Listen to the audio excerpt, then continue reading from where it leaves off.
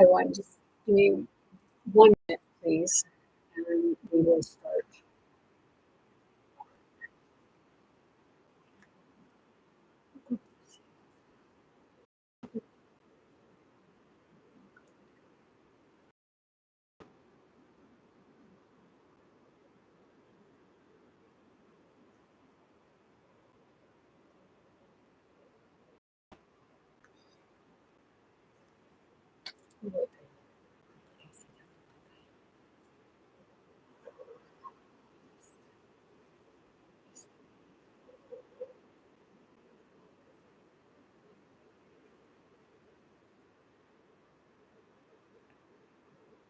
I'm just getting some things ready.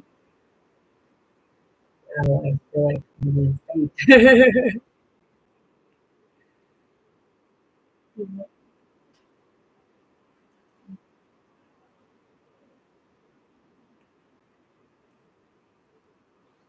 Just waiting for things to get set up on all platforms I have open right now.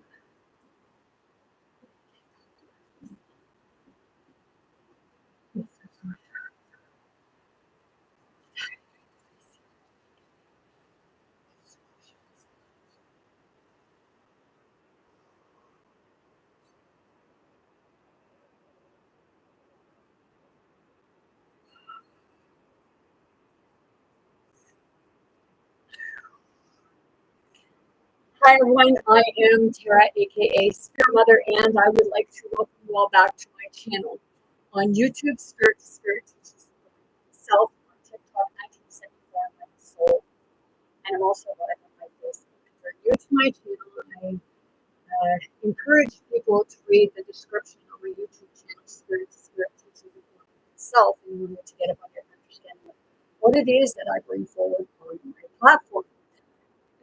You can probably tell that I have a bit of anxiety right now because of the topic that I'm going to speak about, because it's like I'm feeling the nervousness, okay? And it's a very touchy subject, as most of my topics are, okay? And before I get started, I today am going to read the description on my YouTube channel before I get into this, because this is deep. If any of you watched my live the other night, you'll understand what it may pertain to. Okay, so let me start off by reading the description. I am Tara, aka Spirit Mother, and I am here to wake people up to see how we've been treating each other on Earth. I'm a unique type of spirit guide. I am a psychic, a medium, a channeler, a telepath, and an empath. I also speak and sign different languages, all of which can be very intense at times.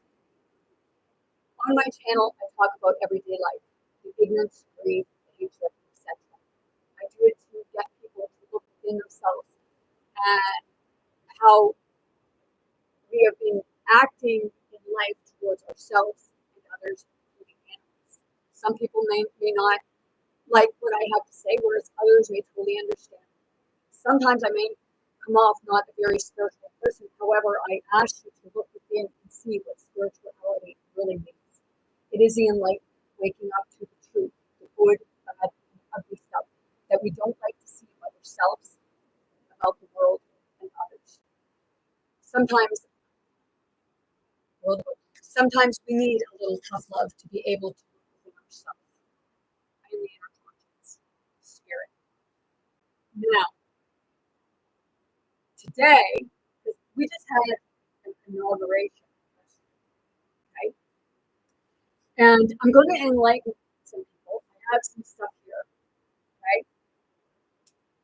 First, I'm going to show you this, okay? As I have many times. This is a drawing that I did on February 8th, 2020, okay? And you see, I added a bit of stuff right here, because today we're talking about fascism, facet, or facet, and oligarchy, okay? Now, the oligarchy, I remember Biden, okay? people don't like Biden, what have you, because Trump's in power now. Who should put in power? Because Biden, he said about oligarchy. Oligarchy. Okay? Now, I did some looking, okay, and let's get to this. This is his warning to people.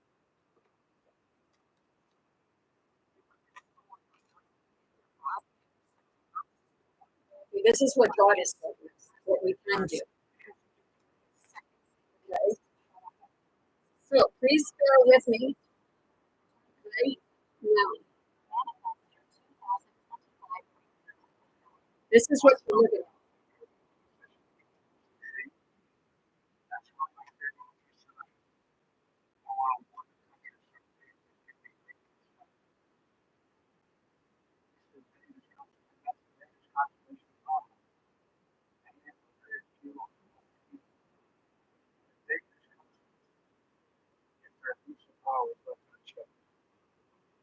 Today, oligarchy is taking shape in extreme wealth, power, and influence.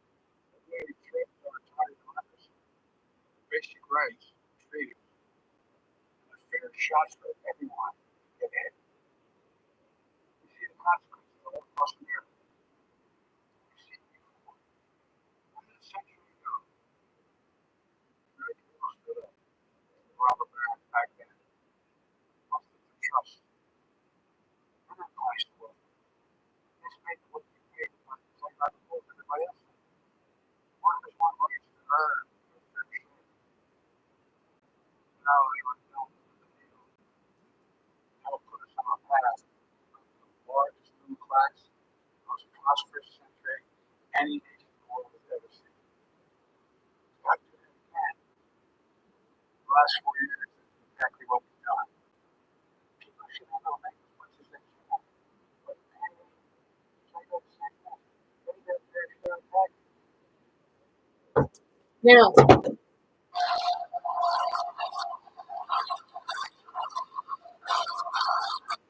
I want people to really think of what the Antichrist is. I did a video about the Antichrist. Some people, and I know that, hey, the leader of the TikTok, you're in on it too.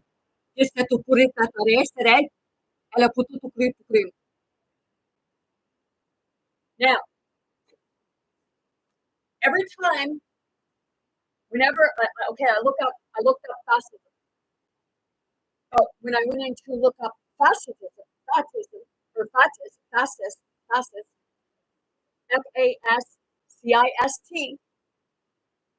basically,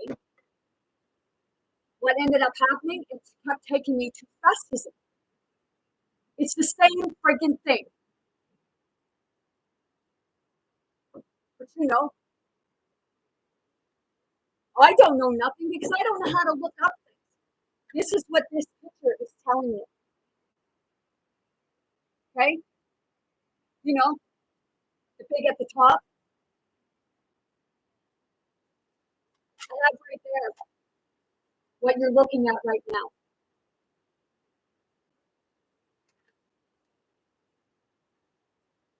Okay? You're looking for a hero. You're looking for a savior.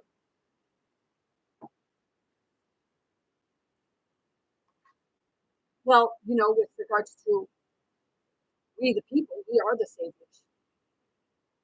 We are the Christ. We are the revolution. We are we are revelations.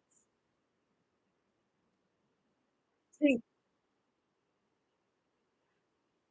you'll probably take off from my channel and you'll go and you'll look up, you'll look at something stupid. But then when everything all goes down, you'll be left like, what the fuck just happened? You do. But the ones in power, they know exactly what you're doing. Like Trump is putting, okay, they're saying about Facebook and all this stuff, right? Well, who's he putting right up there with him? You know, if you're a Trump lover, I guess my channel's not for you unless you want to be enlightened. Because, you know, Trump, Donald Trump, I dug into your family. Let's see what it says about your grandfather. Okay, early life. As he couldn't find a job after finishing his apprenticeship as a hairdresser, he left the Palatinate, Palatinate. I didn't say I could read well, but you know, bear with me, hey? In 1885, which was part of the kingdom of Bulgaria during that time, without proper permission, and immigrated in 1885 to U.S. states. Hey, man, you're an illegal immigrant. Your grandfather came here illegally. My channel's not for everybody. If you don't understand this, this is spirit to spirit. And hey, motherfucker.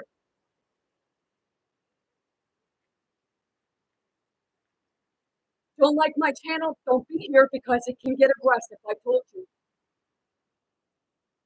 It can be intense at times. You know, people are praying to God and everything like that, and God brings the people to you. God brings those ones that are standing up for you, and you're freaking throwing shit on them. So Donald Trump, your family are illegal immigrants. Maybe you should go back to where you came from. From Hamburg, boarded the ship Elder. It's highly unlikely that he would have gotten permission to do so, given that the 16-year-old Friedrich, it's spelled with an Friedrich, Trump, was a draftee. Well,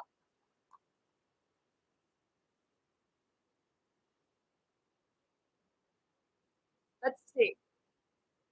You know, don't have to stay on my channel, but let's see.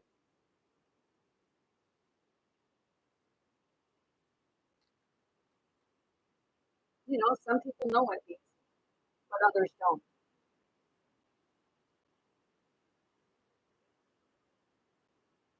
You know, Donald Trump, there in one of the things he did say, you know, sometimes the switch of the words. You know, he had the word copper.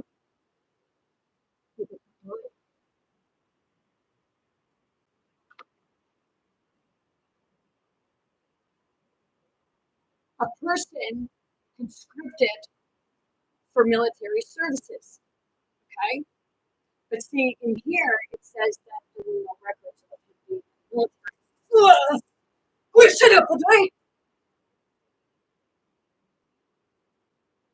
So, let's keep reading. It's highly unlikely that he would have gotten permission, okay, at 16 was a draftee. He first worked at a hairdresser in New York, before he, like so many others before, went towards the West in search of a better life. In Seattle, Washington, he ran a restaurant and he became a U.S. citizen. So he came here illegally and then became a citizen.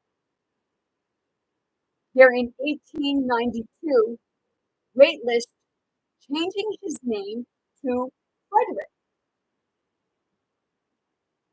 And I'm not saying sorry for that because he changed his name. And they changed a lot of names.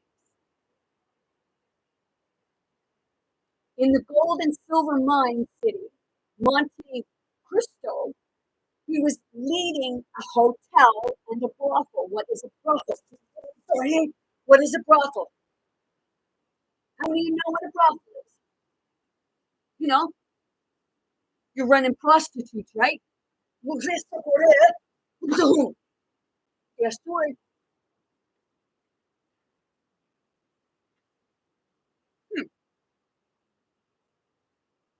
This is where he first got involved with politics. Well, a lot of that going on in the politics, right? And supported the regional candidate of Democrats for the U.S. presidential election, which was 27 years. He himself was elected as Justice of the Peace. How about TikTok stop blocking my algorithms, huh? You're in on it too, because I'm going to get to that. But you'll probably try shutting me down. But hey,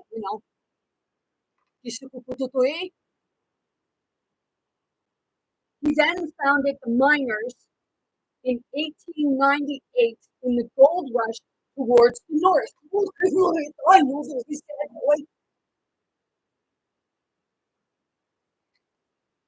He then opened a restaurant and hotel at Lake Bennett in the Canadian province of British Columbia and advertised for it not only with its good kitchen, but with their private boxes for ladies.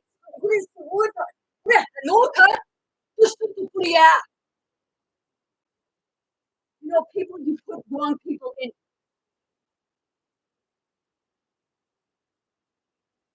You read about Trump and his family. His grandfather,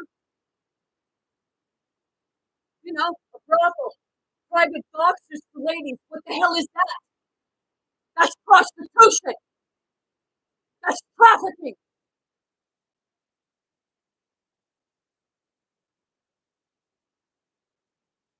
But he gets out there, I have to ask, Melania, was he trafficking you?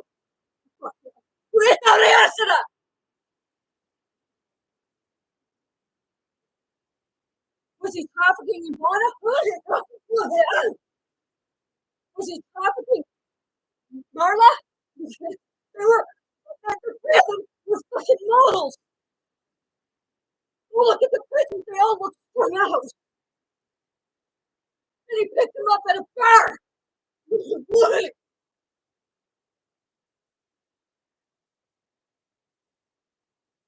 Almost let in.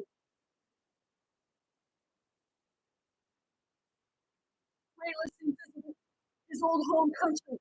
He met Elizabeth Christ, Holy Mary, in Ludwigshafen, Germany, on August 26, 1902. The couple moved to New York, but his wife Elizabeth was homesick. Frederick Trump moved back to Germany with his younger family and applied 1904 for retribution from Germany, but the German government deported him back to the United States. Officially, reason was he illegally immigrated and thus escaped the mandatory military service.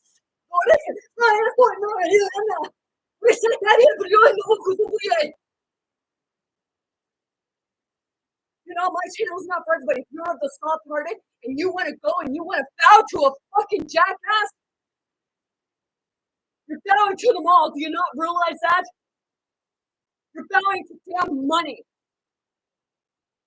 And you say you're a believer? What do you believe in?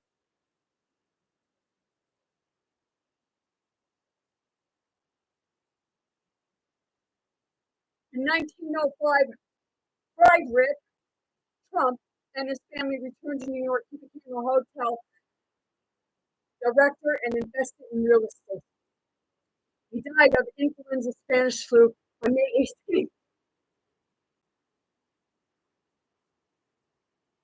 Okay, he died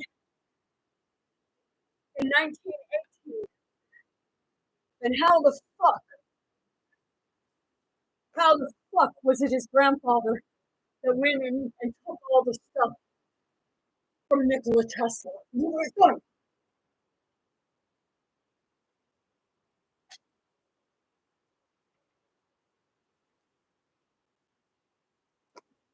Frederick Christ Trump Born in 1905, died in 1999. It wasn't his grandfather that went in and got the stuff from Nikola Tesla's hotel room. It was his fucking father.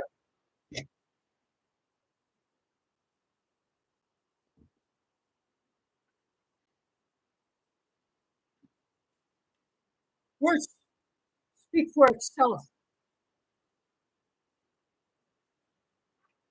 And this is the family he's related to, and they own property on Oak Island. You know, the Templar and the Masons, wasn't it said that they, if you look it up, they're said to be putting treasure there? They were after it. They say Donald Trump is a time traveler. You know, I put that on video the other night. Hey, Donald Trump, were you associated with Samuel Ball? And were you actually Donald McGinnis? Huh? You know, sorry to the family. But were you? Is that how, people say that you got one of the Ark of the Covenant? And it was said that they were there? Is that how it was said that Samuel Ball? But guess what? They said Samuel Ball owned a lot of property on Oak Island. But guess what? I looked into that too. And guess what? No property was registered to Samuel Ball.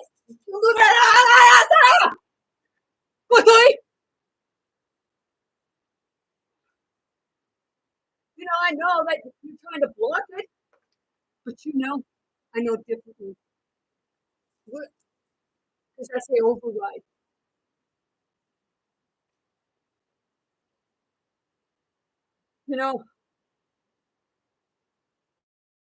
In the cloud, his father was married to Marianne Cloud. Well, she felt like she was in hell.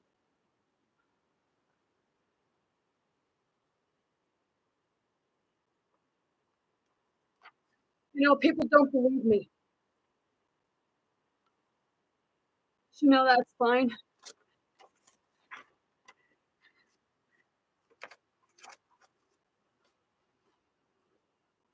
Fred Trump is an ancestor of the vice president.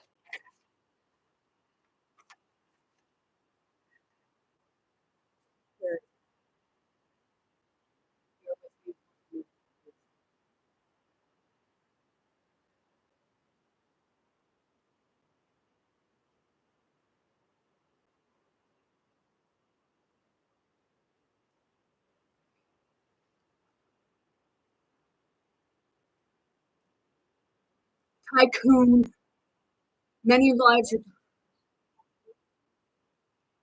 lost tycoon, many lives of Donald Trump.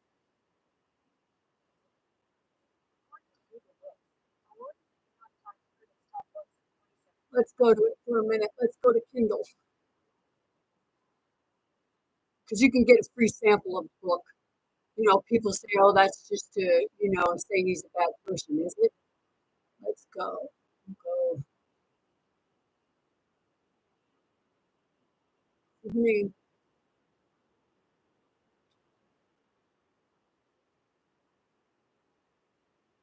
Bear with me. I thought, like when I said before, I thought it was that they were talking about the Rothschilds, but there it is.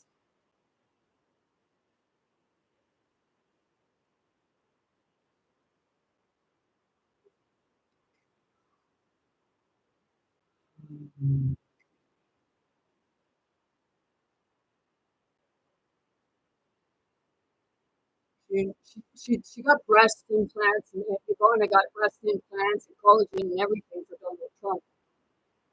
And after she got them, he wanted nothing to do with her. After he wanted her to have them.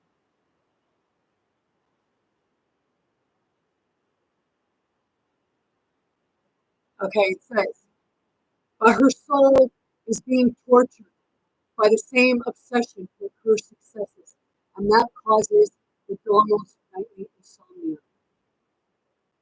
In 55 years, she recently informed a reporter from the San Diego Union, "We will be the Rockefellers."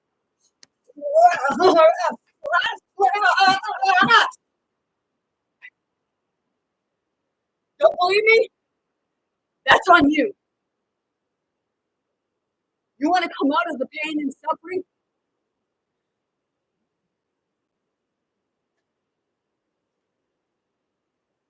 Watch the thing where Donald Trump wants to tell people, there's two sexes. Yes, okay, there's two sexes, two genders, male and female. Okay, we're gonna make that just legal. Okay, but then there's two spirited, which they refer to transgender. Okay, so my thoughts on that is okay. Well, have two places on forms. Okay, your body identifies as male or female, but how you identify, I said transgender is actually two spirited. So put that you identify as two spirited, which means neither male nor female or whichever. But you can't make everybody happy, right, Trump? Because maybe, just maybe, you're racist yourself, and then you say you're not. Who did that? Hey,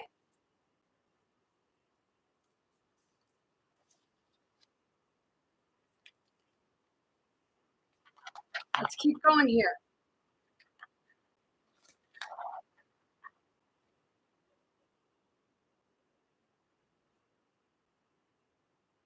Search the elder and passenger ships. Okay, passenger list has here alien passengers, crew members, record of citizenship. Do you know when people were coming over from distant places, they were actually changing the names of people? Oh, sound familiar? They were doing that in the underground railway. They had the good fucking chase going there, didn't you? Didn't it? Why do you think they had these railways? The ones that got through and got away, they thought that, it was the best thing since sliced bread.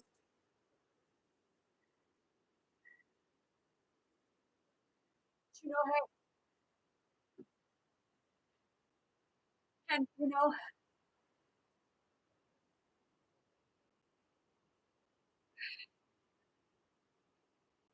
in part, Nova said, "Oh, getting your family, my family." Let's see, the Zankin, also known as the Byzantine family, you know, hey, right there. See that? That's massive. I had to look at it. That's in France.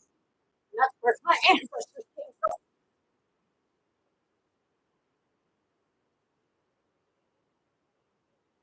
We had basically you had no choice but to come because they were trying to, ostracize us because we were in life. Yeah, let's breed a bit on my family.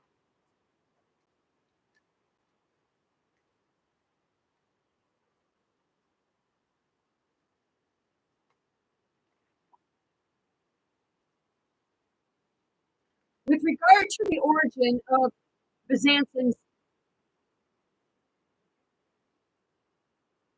in the Maritimes, although this is a very old French name, but and although one can find it in the cathedral in the city of the Byzantium, which is Byzantium. ancient records showing the names of family members, names which had ceased to appear long before King George. Then his family set sail to the Maritimes. The difficulty of connecting him to those large dead ancestors is almost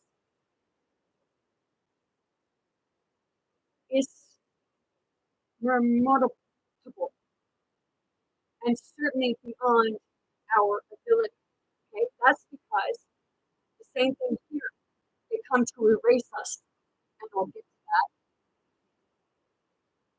Stories have been passed down orally through many generations on this content. Some of them are repeated, but no claim is made to their authenticity. Why? Because, I went to the museums and they took us right out of the land. In writing, there is only the notation by Carnan Paris, family tradition that they came originally from Piedmont, Italy, refugees for religion. Piedmont, the massacre in Piedmont, January 25th, 1655, was the subject of a powerful sonnet by Milton, beginning. Average, O Lord, they slayed saints. They slaughtered saints. The diary of Joseph Dimmock, which was the reverend that baptized a lot of my family members when they first came over. Yeah. Baptist clergyman of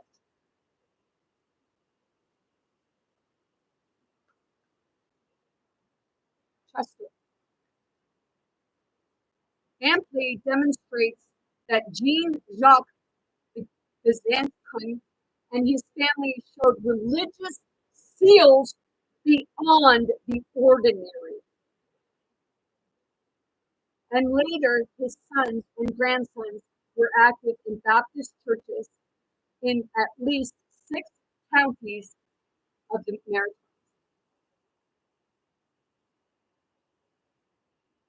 Very persistent tradition through all branches of the family, says religious refugees. And this is born out of the Patterson's Papers, PANS MG1743. The remembrance of these religious prosecutions is still handed down by tradition among their descendants in this country, Canada.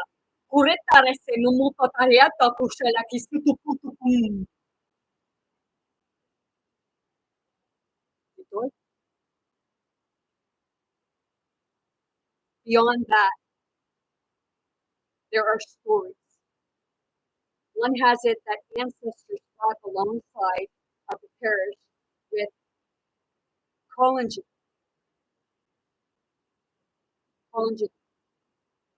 There is nothing to confirm this because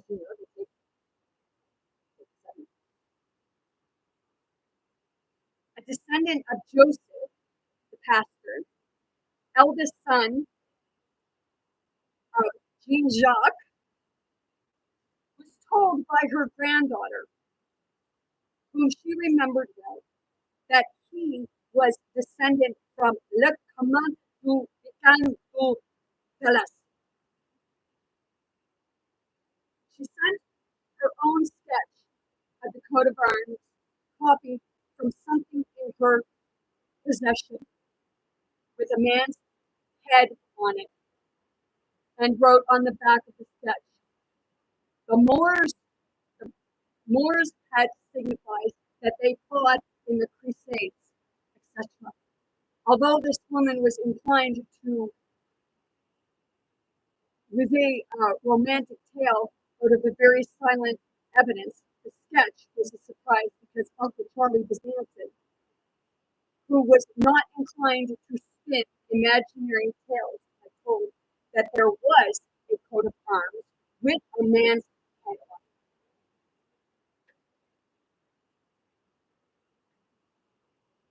So to, let's see, the Oak Island, are you finding that?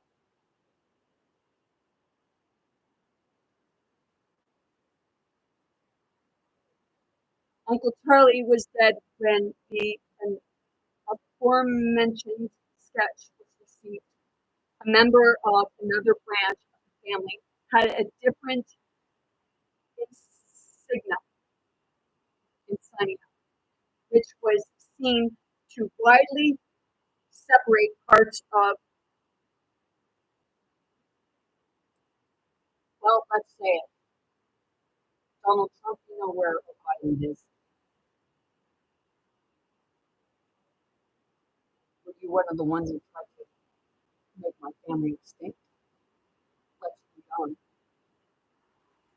But this proves nothing. It would require documentary evidence other than this sketch to prove descendant. It is better to remain skeptical. There is proof there. They just tried to destroy by destroying churches, among other things. My family and stealing your family because it was a large family. As for the family in Nova Scotia, except the gaps, it is on firm ground. They were among the foreign Protestants. That's how it's with who settled in Lunenburg. An excellent reference book on this subject was Dr. Winthrop Bell's book, The Foreign Protestants and the Settlement of Nova Scotia, was established in 1961 by the University of Toronto Press. All who can should read this book. It has been out of print for some time, but is being reprinted by Micah Publishing Co., P.O. Box, Ontario, and that has the phone number 613-962-4002. Also, another book highly recommended is an article by Terence M. Punch. Reason to believe that the family separated happened between, okay,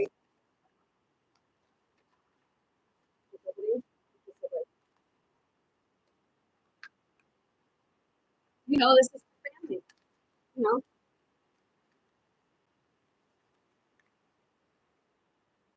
Monty Bellard, An Unknown Homeland, published in the Nova Scotia Historical Review, Volume 5, Number 2, 1885, page 75. It's out here now. Mr. Punch was instrumental in having a monument to the Bellard settlers elected in Lunenburg in July 1988. And that would be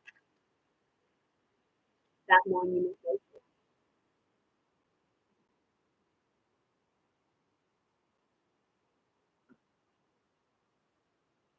What are you going to do?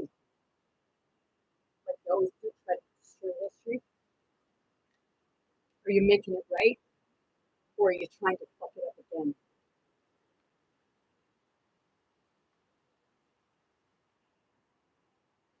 The Byzantin family is listed with the Monty Bellard settlers who came down the Rhine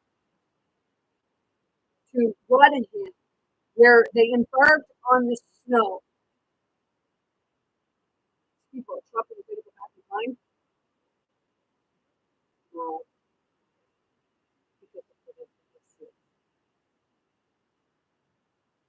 listed by John Dick as 119 tons backing. You know, this is public record. But the tonnage entered by the naval officer was only 70, preferably indicating very crowded conditions. You know, my eighth grade Grammy, I had two eighth grade Grammys. One died on George's Island. But the other one, his family came with her parents and siblings came over too. But guess what? Strong reason to believe that her mother and father came over her. The Speedwell, I read that, sent sail for Helvoet Roads in 72. Souls embarked at Rotterdam, landed at Halifax toward the early end of July. All of the Byzantines survived the journey.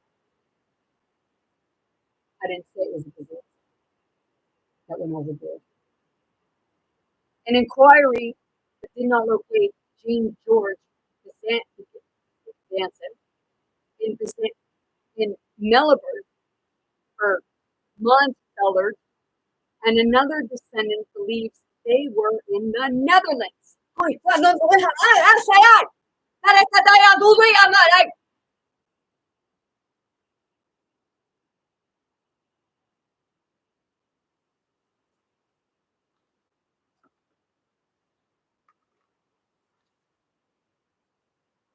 It is certain, however, that they were passengers on the steamboat.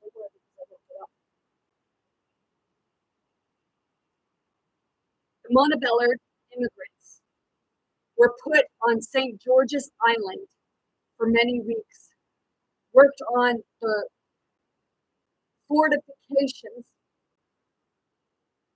suffered from cold and exposures as the weather began to change. And it is probably there that Jean George's wife, died October 1752. He then married the daughter of another of the French-speaking immigrants, Catherine, and their last name.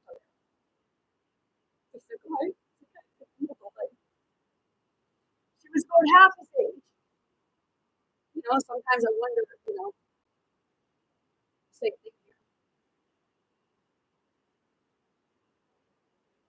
Because I know that I met my eighth grade grandmother on George's Island in spirit, and I see.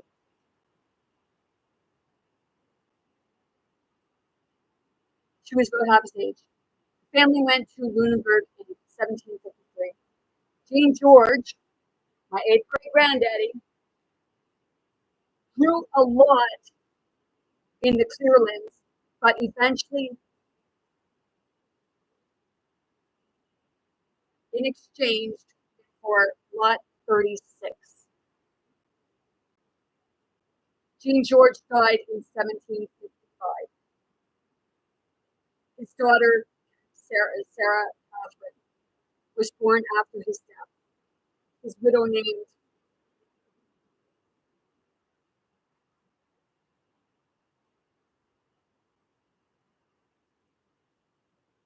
Etienne Marriott, a widower with sons. On January 1st, 1756, subsequently had several children by her second husband.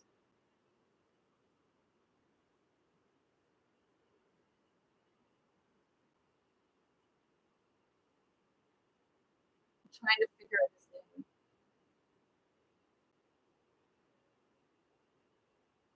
Etienne Marriott. So if you're one of the Marionettes, 9 times out of 10, you fail.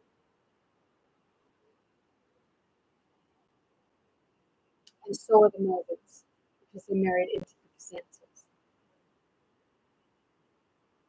So you're fighting amongst them.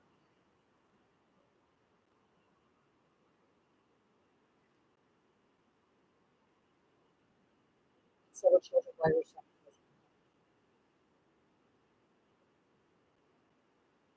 The Byzantine, its own signature, in a sort of script, looks like Byzantine, but it was with a C. Possibly the second his way of writing C. Cadiel, where Jane George Byzantine, age 44, farmer, one man, two women, 2.5 free, one free, head 7, Jane George, Jenna, Marie, Nicholson, or Nicholas, David, Mary Catherine, Mary. There is no record of Jean George's death in the Lunenburg parish records, but family traditions say that he was scalped by Indians and died in his own dooryard. Now, I'm going to touch on that because he wasn't killed by an Indian. It's clear the record. He was protecting the youth. Go look into Edward Cornwallis. It said that in that, one adult and 3 youth.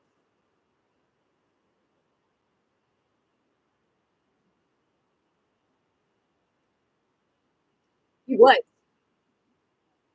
scalped in his doorway in front of his wife, who was pregnant,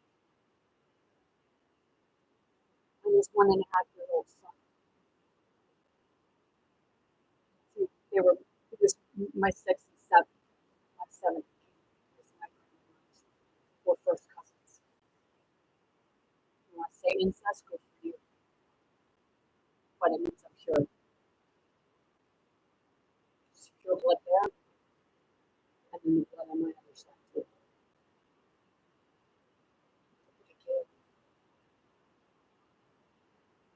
Go watch the movie Frozen too.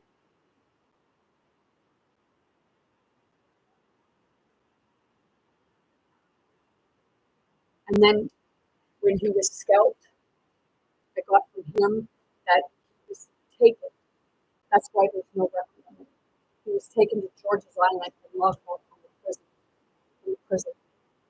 You go in the prison and you go to the very back room on the right side. That's where they have him. I know because I went there and I talked to him. The spirit through the languages, and whether anybody believes me or not, I don't give two fucking shit.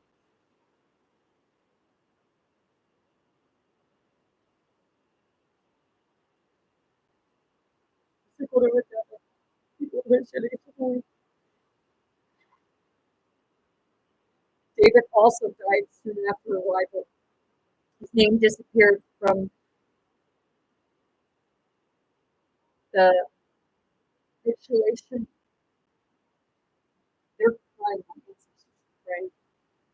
From the viculating list. There is also another family tradition. This from the Zansons in Middle River that one of the brothers died of food poisoning near Grand Prix from eating milk left by the Acadians when he went to get a cow. This is a date that fits David. I believe that he was poisoned. And I believe it was with Rickon. Yeah, boy.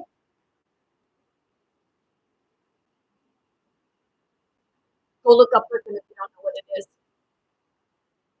Drew a 300 lot in Lunenburg in 1764. He had married Mary Richards, who may have been Thomas and Barbara Reichhart, Reichhart, from the Hellenic, Paltinat, on the Pearl, 1751. So 1751, right around the time that Cornwallis came over with his troops, he started coming over in 1740. You know, you want to rock my shit, thinking that try to make me think that nobody's seeing this, you know, hey, go for it.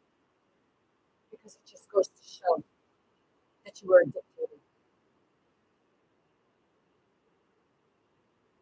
St. Paul's Real, #1, marriage license, 1761. October 28th, license signed by Belcher and Brickley. Nicholas Zanson of Halifax B and Mary Richards at the same place as without benefit things. There is no record of the wedding ceremony. Nicholas may have left descendants in Nova Scotia, but none have been found that are demonstrably his.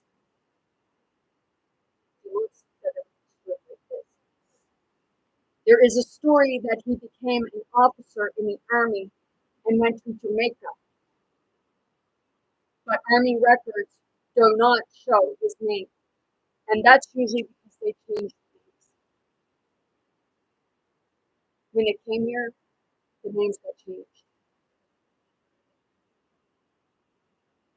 No controversy,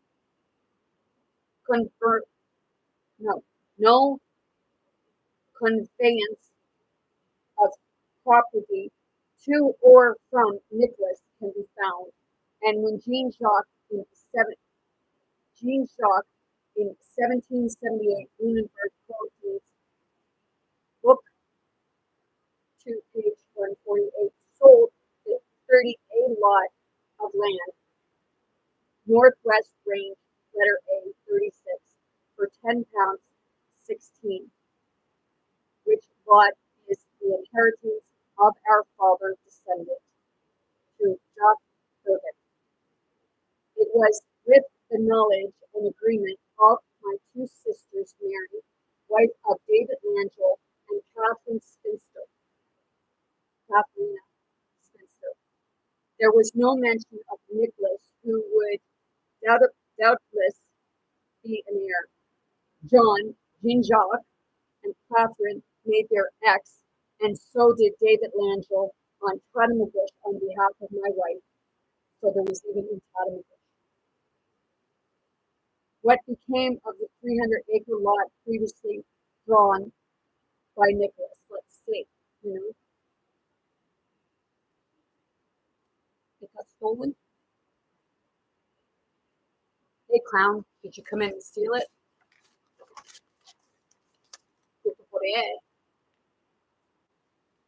The career of Jean Jacques is remarkable. Well, now, who we're talking about, the Jean Jacques, because the other one was Jean George, his father, the one that got scalped.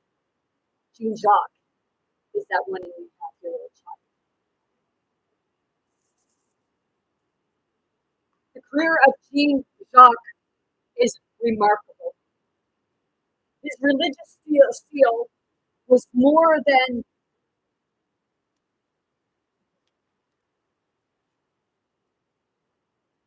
matched by his business acumen. His father died when he was about a year and 6 months old. He had no schooling, and he remained illiterate all his life. Yet the land transaction in his name, all properties drawn up, witnessed and signed with his ex, far outnumber those of any other man in the settlement, and make up a large part of Book 2. So then one day, back, it was like, September, October, I read his will. And will. I had been in there and I had been looking up in the land registry. The other day I read his will. Well, I read his will, and then the next day after that, I had me go back. He had me go back and look it up again. Maybe to see if there's anything extra, or have a gamble and other stuff. So when I went back, they did write all the details. Are they allowed to do that, huh? You know, it's that part. Do you think my grandfather was stupid? He was a fucking businessman. And he knew the government quite well. Because I'm pretty sure he knew George Washington. Yeah.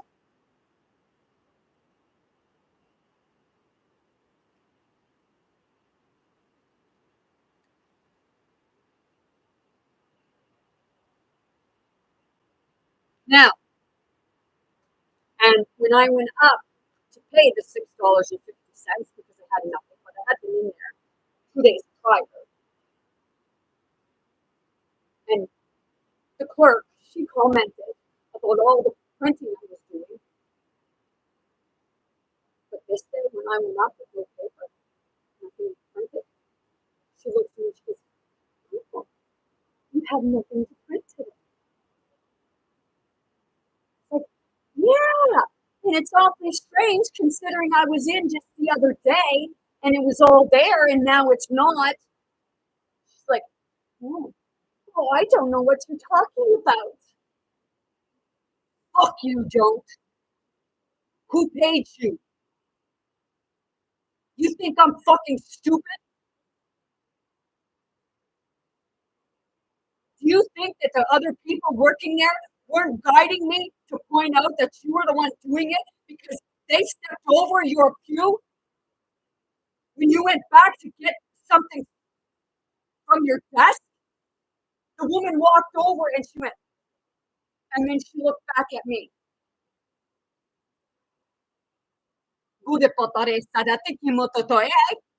Shame on you. And whether you did it, you knew about it. So you're just as liable as the party who did it. Am I? Listen to that.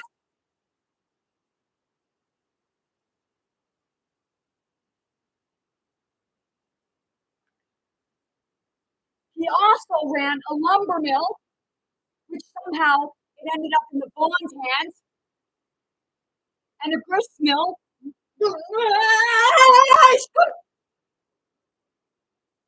I got the stuff to show it because heck, got your bill. No, I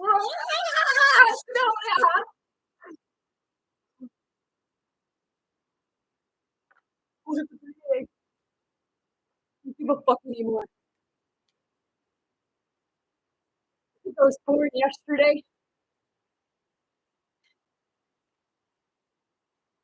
He also ran a lumber mill and a grist mill, farmed and engaged in shipbuilding. But you can't find them in the history, can you?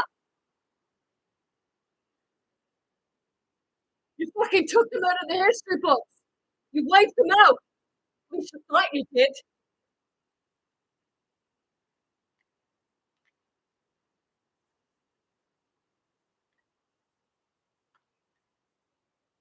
He made several moves.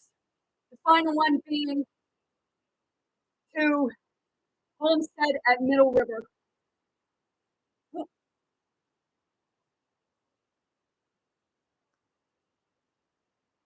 the homestead at Middle River.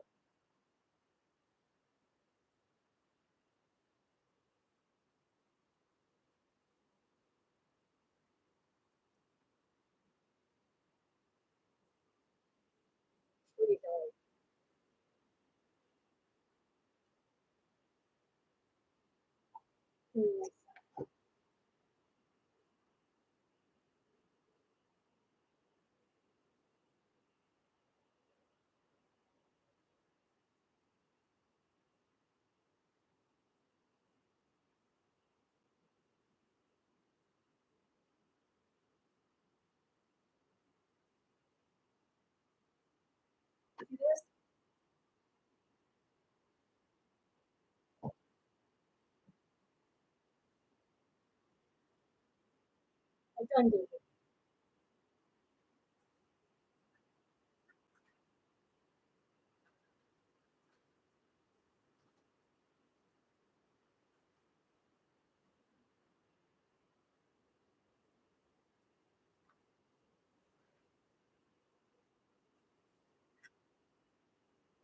Hey, and there's the proof that Samuel Ball owned no property.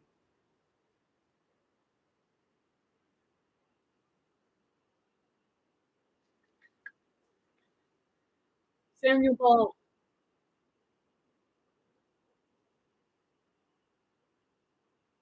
Results per page. Corey, he owned nothing. I'm pretty sure him and Donald Trump, well, you, or whoever he supposed to be,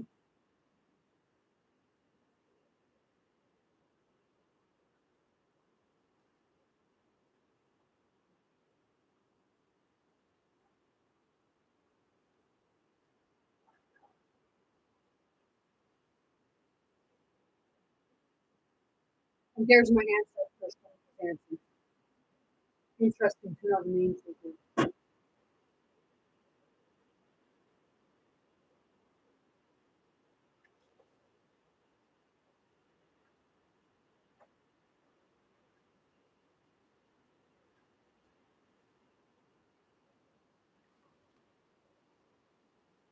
Here's the so-called will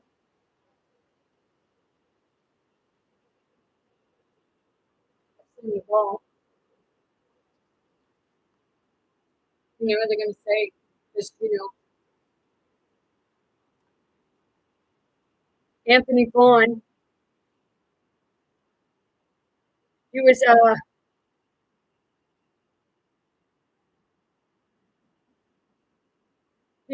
he was an executor and witness to my great granddad's will, Jean Jacques. And then in Samuel Ball's executors were the Reverend that talked about my great grandpa Joseph Dimlock.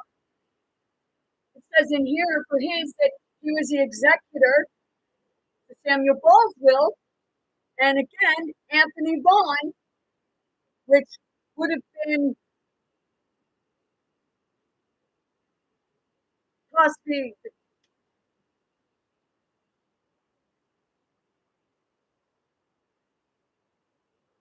grandson or great grandson of the one that was in my grandpa's will, or his will. There's Samuel Ball's will right there.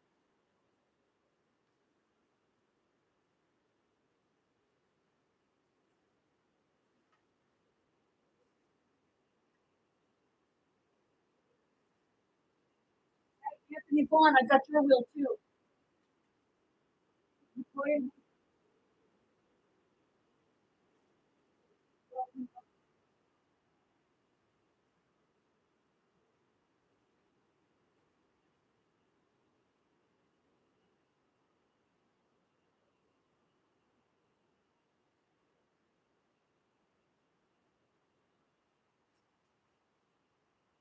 James Vaughn married my fifth great granddaddy, my fifth great granddaddy's ex-wife, I believe it was.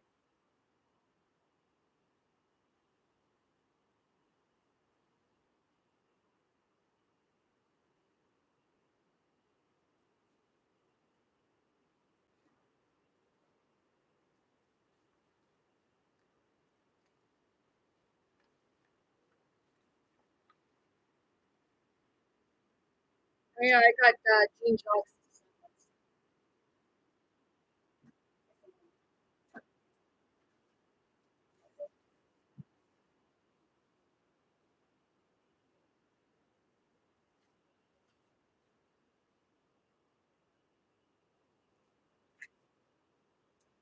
Let's see, Anthony Vaughn.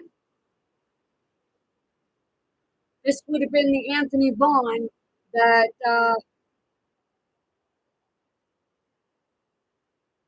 was 15, you're the one that was an executor and witness in my sixth great granddaddy's will,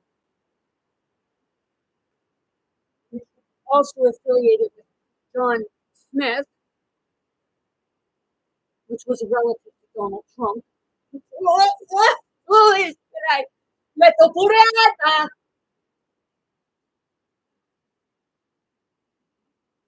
So let's see.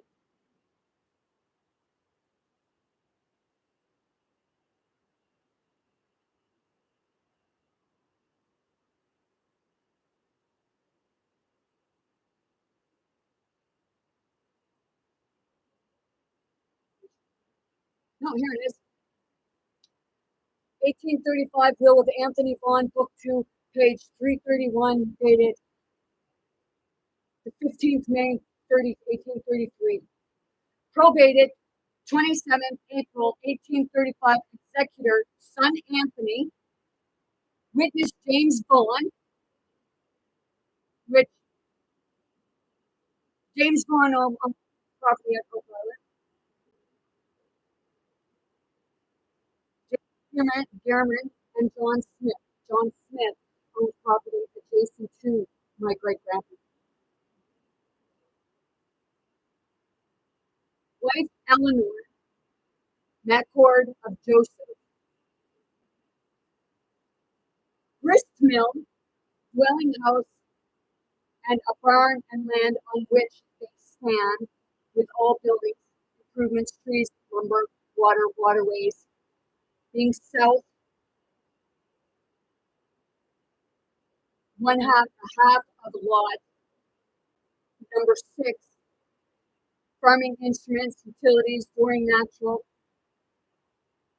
Son John, where he left them, there was a grist mill, Birch Island.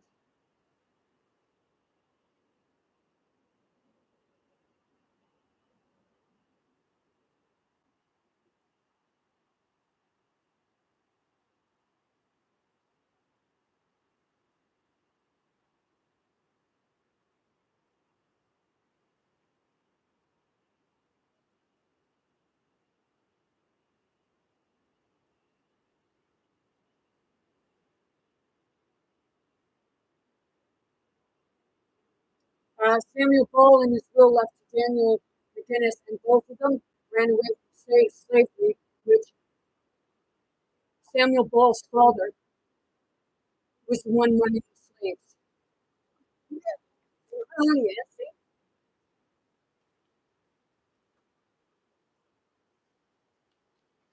Now, let's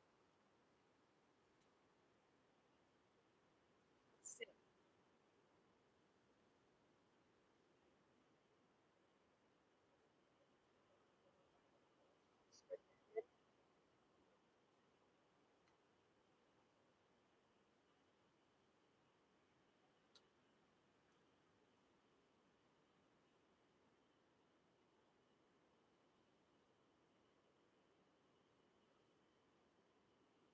Somebody in this tried to forge my great granddaddy. My great granddaddy.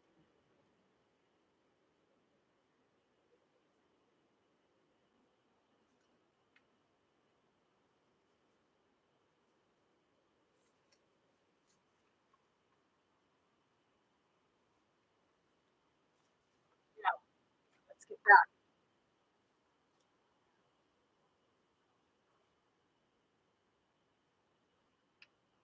Shipbuilding. I mean, several minutes. Oh, yes.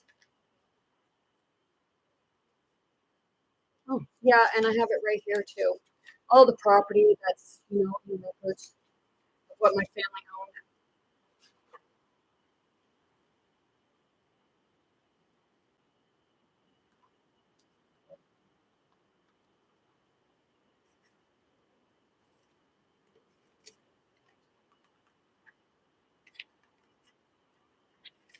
Oh, it's attached to his stuff, isn't it?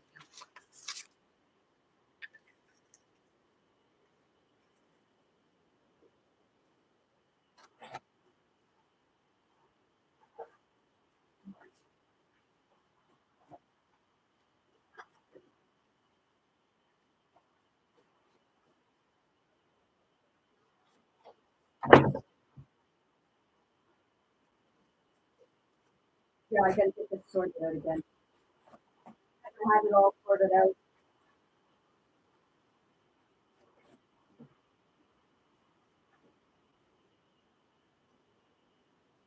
Hey, I can say like, maybe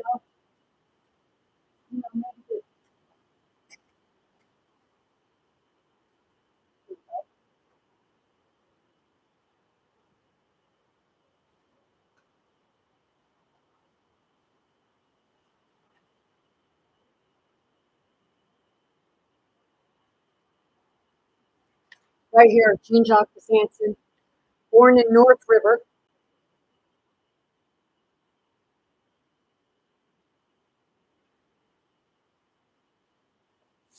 Let's see.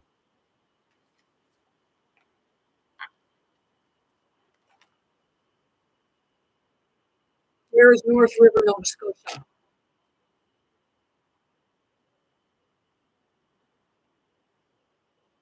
So he was born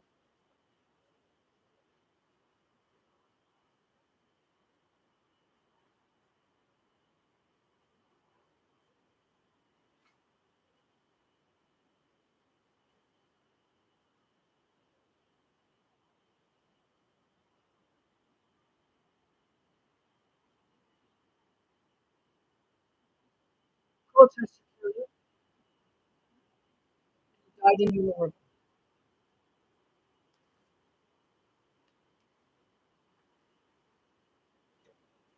God, spirit, source, creator,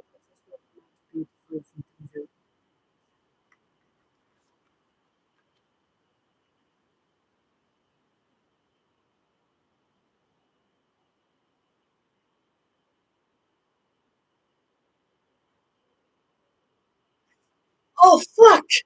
What did I?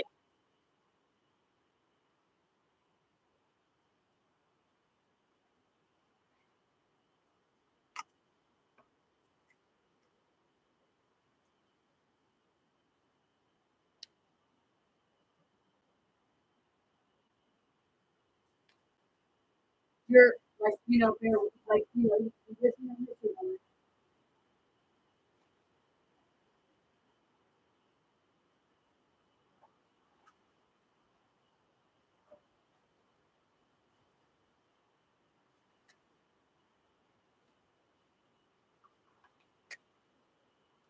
Here's kids.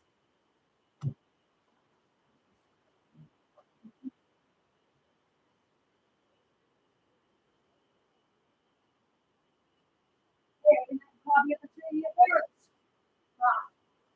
The Buddha guy has the name of my granddad. And I have the descendants.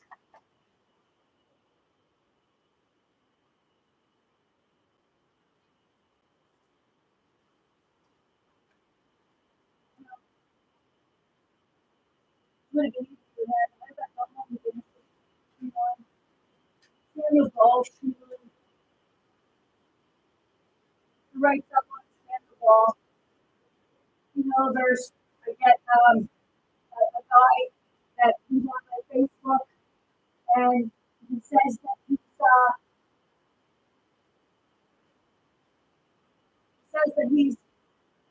was it Rick something? The Rick guy from the Curse of Oak Island. He says that he's him, but man, I know it's stupid. He would know his own information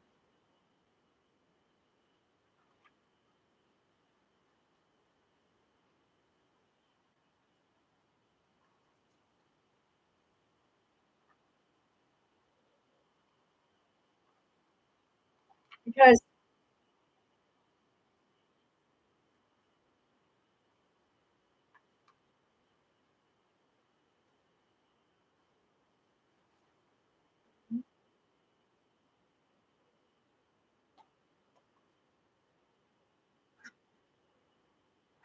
the eighth great granddaddy here, he was born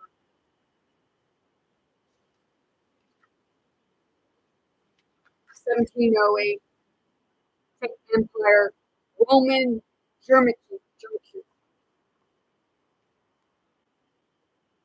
Germany Q, Romanian.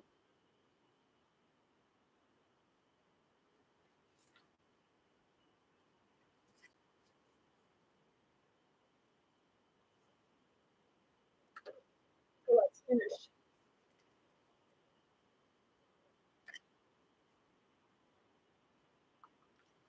Middle River, just beyond Chester. In 1791, tax records, this address is given, homestead given as the islands. And he paid 5 shillings tax, the highest. At his death, he owned property on Oak Island, Gooseberry Island, and Mark Island, as well as 20 other lots varying from 4A to 500A, several of the 4A lots being in Chester. He made a good marriage. His wife was the daughter of Jacob Lloyd and a German-speaking Swiss. In his early business, Jean-Jacques was associated with her brother, Alexander, his wife's brother, Alexander. None of JJ's 11 sons equaled his achievement. His descendant was French, and probably his mother tongue was also French. But Patterson says PANS MG1 743, the inhabitants of Montbellard were ethologically more German than French. But see, there was French native speaking. I looked it up.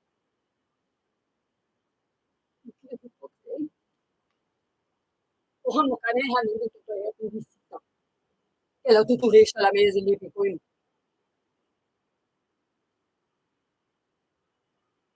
I'm stuck in the fucking middle.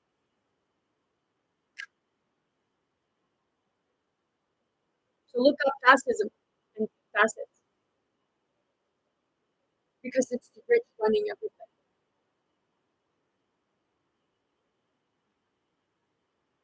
And my ancestors were trying to tear it down. Having been annexed by the latter only a little over half a century before their immigration. This refers to the Montbellard families in general, not specifically to the Zanzibar. They spoke a corrupt dialect of French with a German intonation. Some of them had French Bibles and a few other books in that language.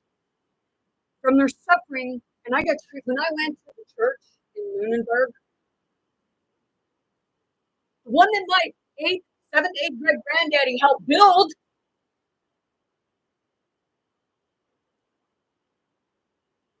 you treated me like a piece of shit. You look down on me. And you think it's fine to look down on people? You have no fucking clue who I am. Or who anybody else is that come into your church.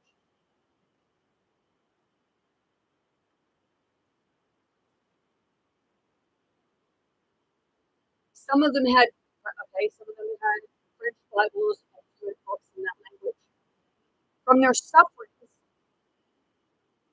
which they had endured for the religion after their Ascotization, annexation to France, they had a strong antipathy to the French and Romanists, which was continued among their descendants to this day. In fact, They do not wish to be called French, but speak of themselves as Swiss.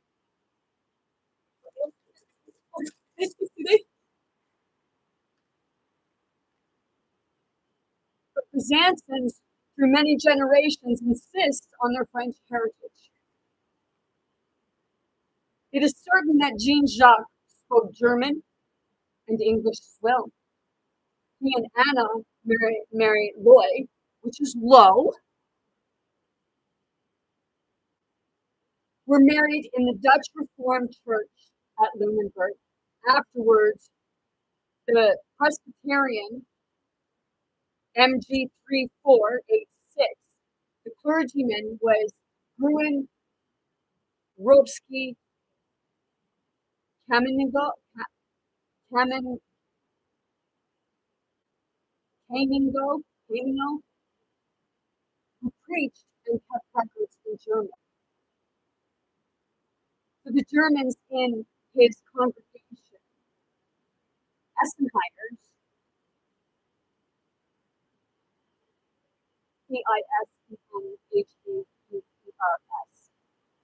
this meant a proper spelling of the name, but it is probably from Kenningo's records, that the name Byzantium with a C, began to be spelled with a Z. However, the land records indicate that Jean-Jacques did indeed have papers for the land transactions, all giving the spelling with C. 1792 land petition, unused, not granted. Byzantine John Jacques, my sixth great-granddad, and most likely a relative of yours, lately moved to Chester with his family, wife, and 8 children. Built a grist mill on Middle River at his own expense, and has also purchased a sawmill. Where's that? Oh yeah, let's see. I must say, is there an Irving? J.D. Irving, or whoever the other one was.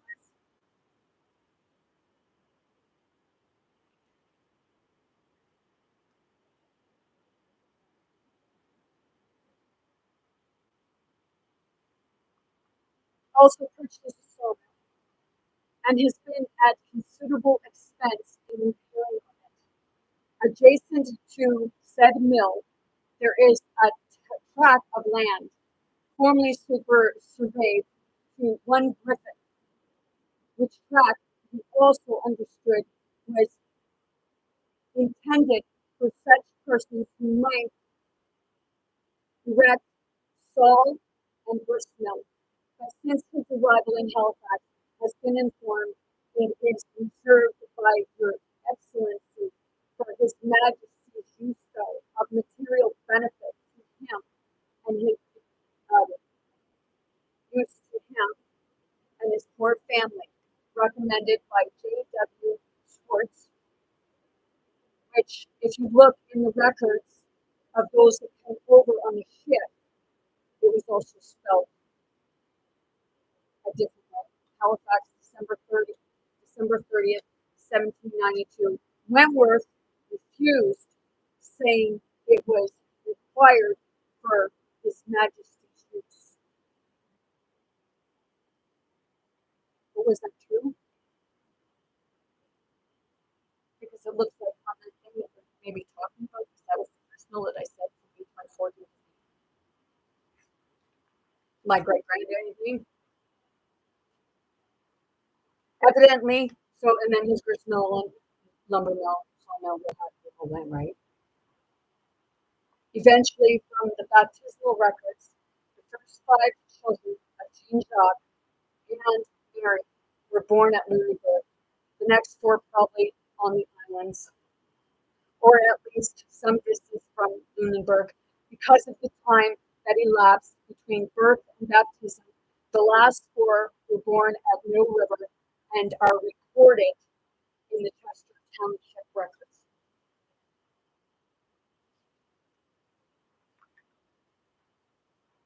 Jean-Jacques made his will before his youngest son was born, which may explain why, on his sudden death in 1806. So he was born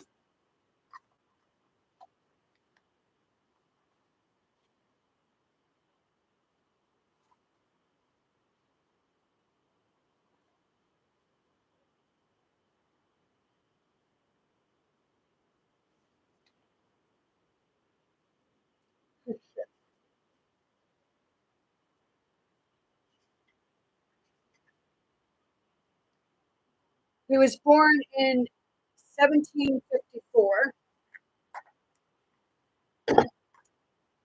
And I'll tell you, I have a strange feeling that that church that I went into that I just spoke about, because I went up on the top floor. And when I walked when I was on the top floor and I walked in where the pews were that looked over, what I experienced was I witnessed somebody being thrown over the balcony.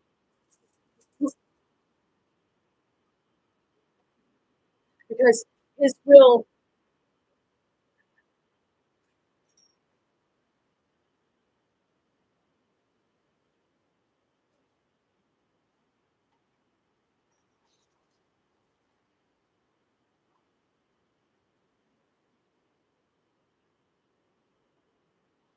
his will was done up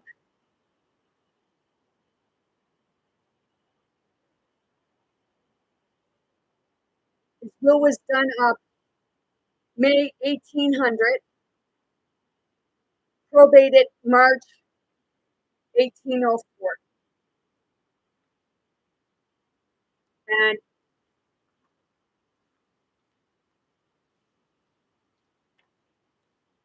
if you look in different records, it says about with regards to other people, because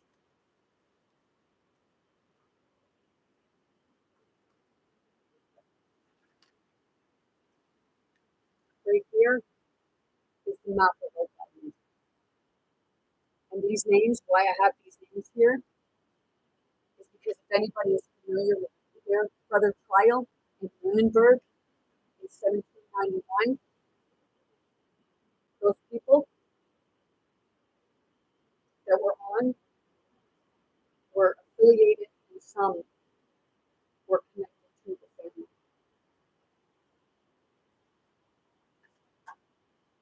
I did dig in, in the book it says that my great granny died at the age of 2, but she didn't. Said that a different one married him, but it wasn't.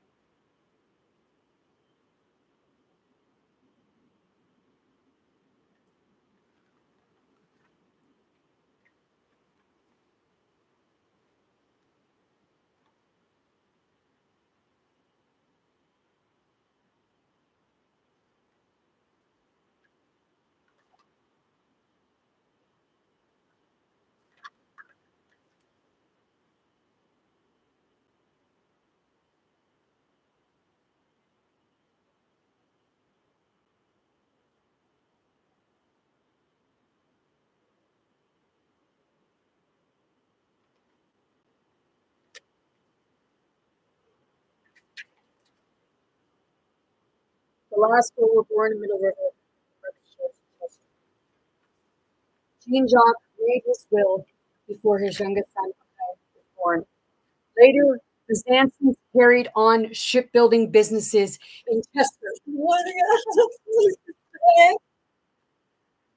One ship they are known to have built and sailed themselves was the Hero. Yeah,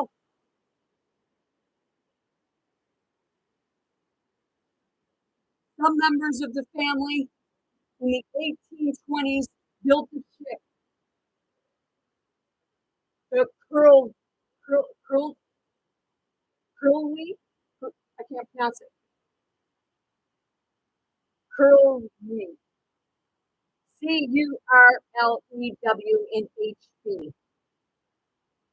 Curlewhd, the Curlew. I spelled it Curlew.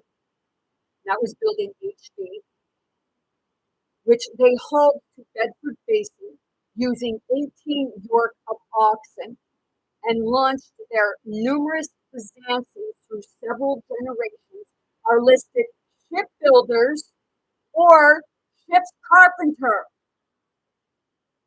Oak Island, this once beautiful island, is said to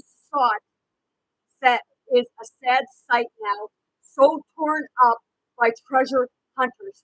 That's saying right there that's where my family was building the ships. Why the fuck on Oak Island do you think you're finding this ship stuff? That's my ancestor stuff. That's my great granddaddy and his family stuff. And every time I went to try and talk to people there, Lunenburg, they wouldn't let me know how to contact the ones at Oak Island. Are you just doing it for the publicity? Because it was my family that made that place wealthy. Your family that made that place wealthy. And you go and you exploit them? Oh, wait, no. You didn't exploit them. Except for the Boulair brothers, who, they weren't guilty.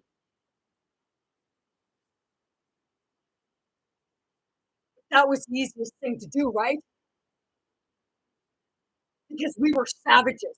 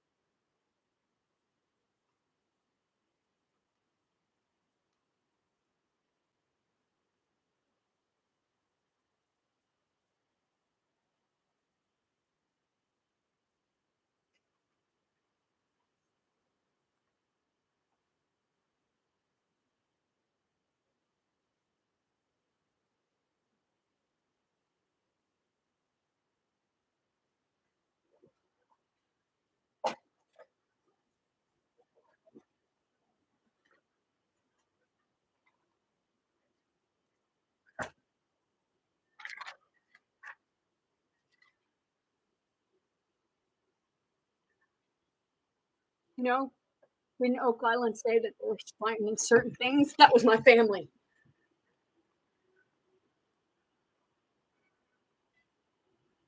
Seriously. Why you're finding Roman stuff and, Swiss, Portuguese, maybe, think about it.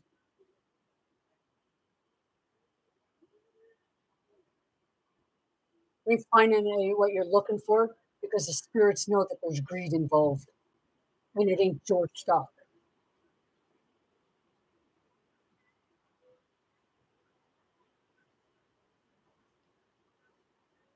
Oak Island, this once beautiful island, is a sad sight now, so torn up by treasure hunters. It is interesting to note that John Alex Smith, SOS, Neil McMullen Smith, which Neil McMullen Smith actually married one of the Byzantines, one of my great granddaddy's daughters.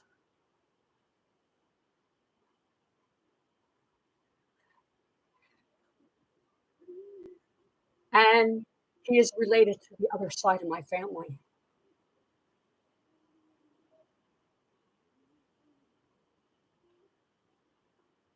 And Mary Elizabeth Byzantin, daughter of Alexander, was born at Oak Island, 1837, April 11th. The will of Jean Jacques, is to be found in Lunenburg Co-Wills, Volume 1, page 203. Son Joseph Island, Joseph land on Oak Island, plus his shares in 500-acre lot. I dreaded sink dredge Draughted. I seek in the township. He is to be forgiven his debts. Alexander, John George, Gibbon, John Jasper, John William, Peter, and Benjamin, named plus daughters Anne Marie and Barbary, two daughters land on Gooseberry Island, wife Anne Marie, Anne Mary, she shall have the government of the place. The will was made May 20th, 1800. Bernard, not mentioned, must have died before that date, and the youngest son, James, was born 1802. It is plain from the state of his affairs that Jean Jacques died suddenly. It has been quite impossible to list all of the descendants of the first Byzantine born in Nova Scotia in 1754. And I also know of a book. This is the descendants of Jean George Byzantine and Anna Catherine Bouquet.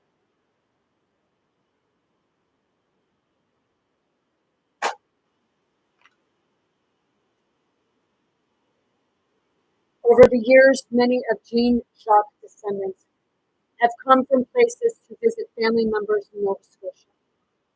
It is reported that one man visiting said to his brother, all the Byzantines that were any good left Nova Scotia long ago. And his brother, quite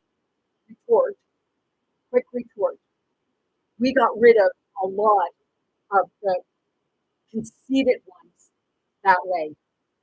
Sent them both to laughing. Set them both to laughing.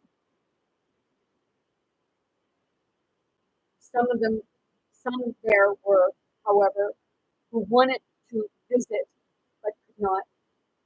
One man and his wife, who was also Nova Scotia born, wrote a plans to come, and great preparations were being made in their own community to welcome them.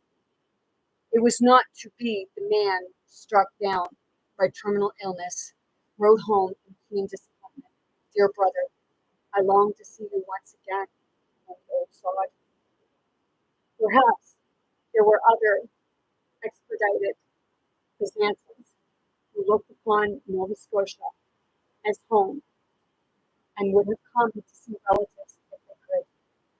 To all the Jean Jacques descendants scattered far and wide, those who have remained in Nova Scotia some days, you may not find your own name in this slate, but one of Jean Jacques' sons is certainly your ancestor.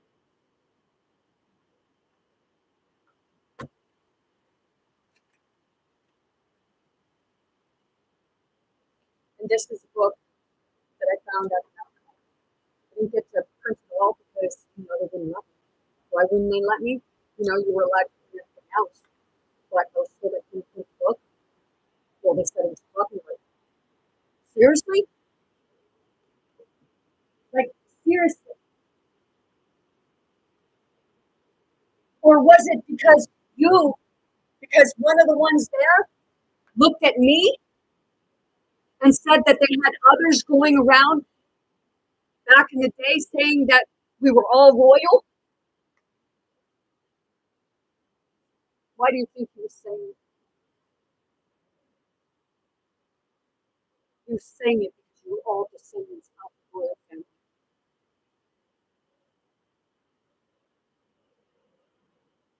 And if people don't like me for saying that, oh well, that's on you.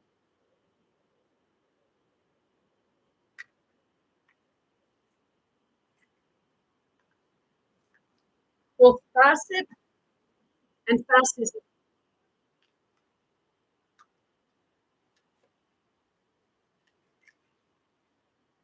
is all a dictatorship, whether it be communism, capitalism, or whatever they want to call it. Oligarchy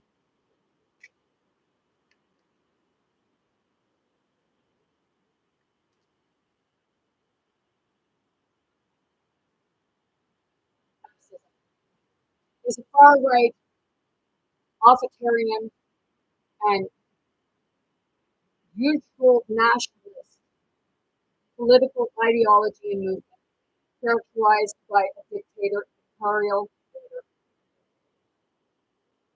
centralized autocracy, militarism, forcible suppression of opposition, belief in the national society hierarchy, subordination of individual interest for the perceived good of the nation or race, and strong regimentation of society and the economy, opposed to anarchism, democracy, pluralism, egalism, liberalism, socialism, and Marxism.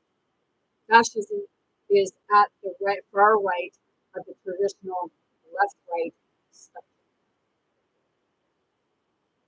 Fascism rose to prominence in early 20th century Europe.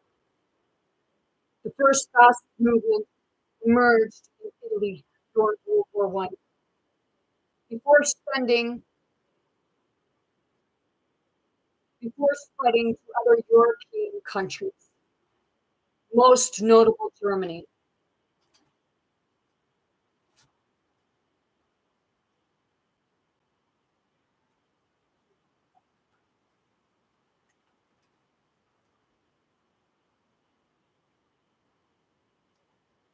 Treaty of Paris, 1763. Second Amendment right to bear arms.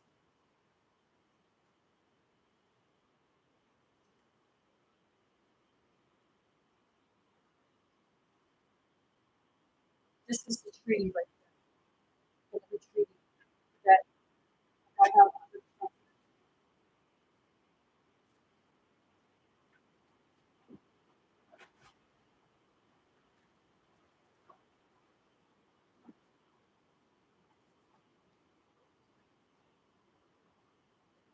So that says feminism. And then, or fascism, rose to prominence in early 20th century Europe. The first fascist movement emerged in Italy during World War One before spreading to European countries, most notably Germany. Fascism also had a headlands outside of Europe. Fascists were World War One as a revolution that brought massive changes to the nature of war, society, and state and technology. The advert of the total war and the mass mobilization of society erased the distinction between civilization, civil, civilians, and combatants. A military citizenship rose in which all citizens were involved with the military in some manner. The war resulted in the rise of a powerful state capable of mobilizing millions of people to serve on the front lines, providing logistics to support them, and having unprecedented authority to intervene in the lives of citizens.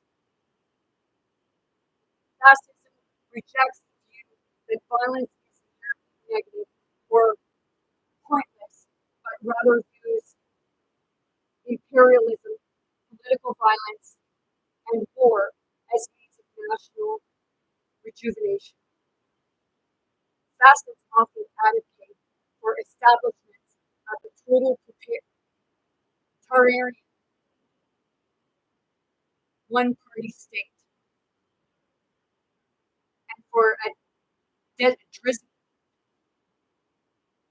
state economy, DIRIGIST economy, a market economy in which the state plays a strong, effective, directive role through economy interventionist policies.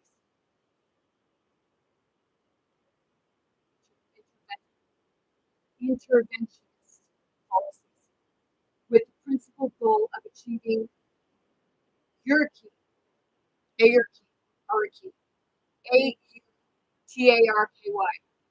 autarky, national economic self-sufficiency. Fascism, extreme authoritarianism, and nationalism centers around their own group, but that can manifest as belief in manifest destiny, rival of historical greatness. The Mussolinian seeking to restore the Roman Empire, or in case of Nazism, radical purity, or a master race, which blended with some variant of racism and discrimination against demonized others, such as Jews, homosexuals, transgender people, ethnic minorities, or immigrants. What's that sound like, jackasses? Get it, the eye. What's happening? These ideas have motivated fascist regimes to commit massacres, forced sterilizations, deportation, and genocides. During World War II, the genocidal and imperialist innovations of the fascist Axis powers result in the murder of millions of people.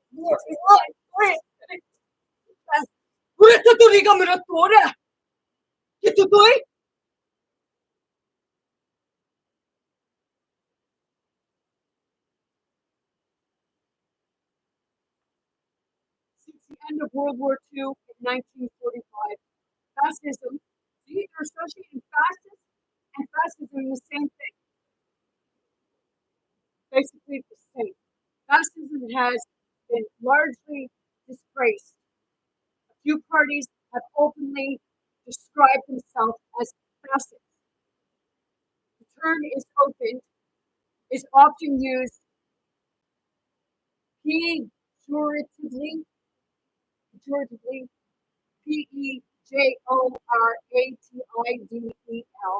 by political opponents.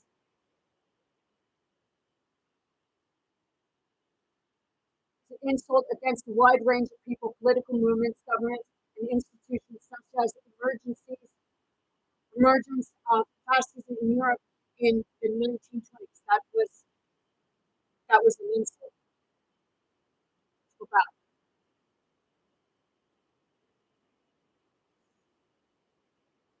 Since the end of World War II in 1945, fascism has been largely disgraced, and a few parties have openly described themselves as fascists. The term is often used, that word, by political opponents. The descriptions neo-fascist or post-fascist are sometimes applied to contemporary parties with ideologies similar to or rooted in 20th century fascist movements. Some opposition groups have adopted the label anti-fascist, often shortened to Antifa,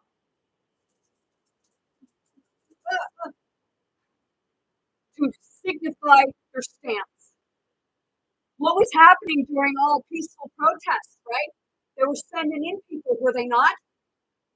You know, I did a thing the other night, Soros or whatever the frig his name is. Hey, you know, etymology, etymology, E-T-M or E-T-Y-M-O-L-O-G-Y. The Italian term fascismo is derived from fascio, meaning bundle of sticks, ultimately from the Latin word fascis. Fascis. This was the name given to political organizations in Italy known as fascists. Groups similar to cults or syndicates, Syndicates,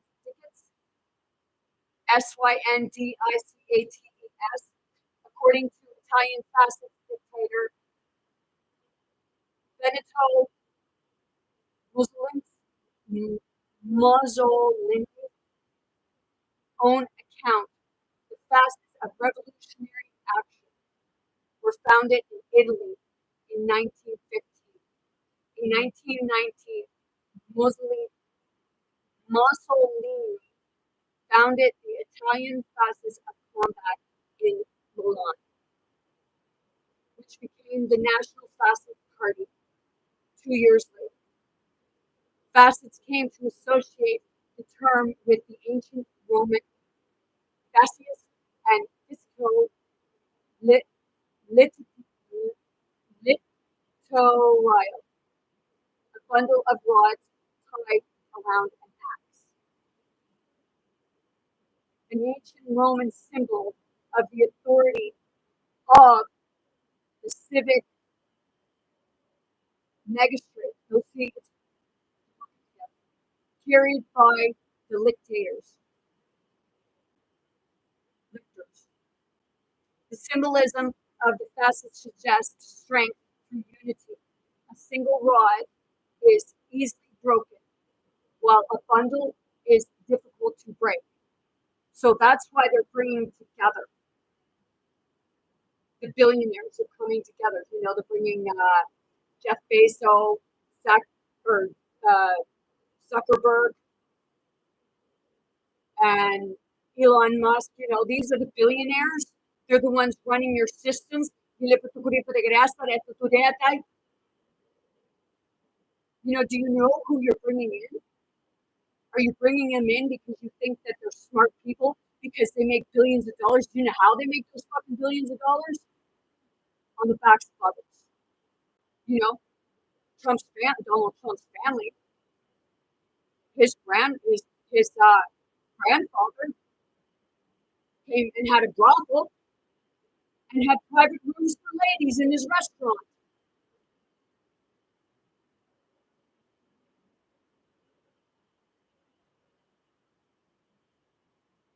The symbol of the fascist suggests strength. Similar symbols were developed by different facet movements. For example, the symbol of falconism is 5 arrows joined by a dwarf eagle on facets, as displayed on caps and helmets of facet. Does it look familiar?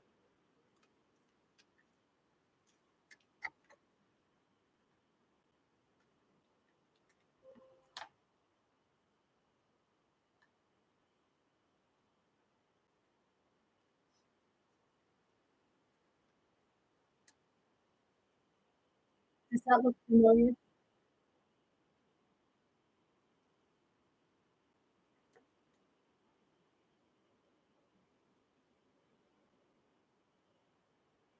Definitions.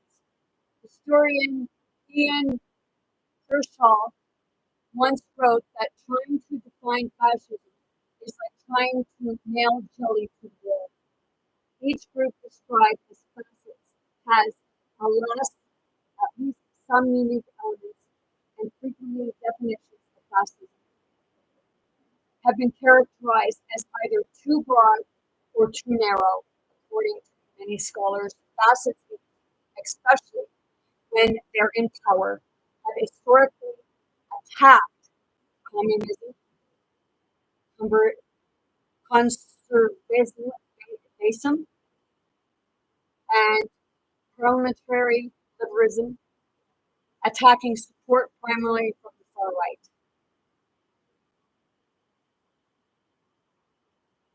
Historian Stanley G. Payne's definition is frequently cited as standard by notable scholars such as Roger Griffin, Randall Scowell,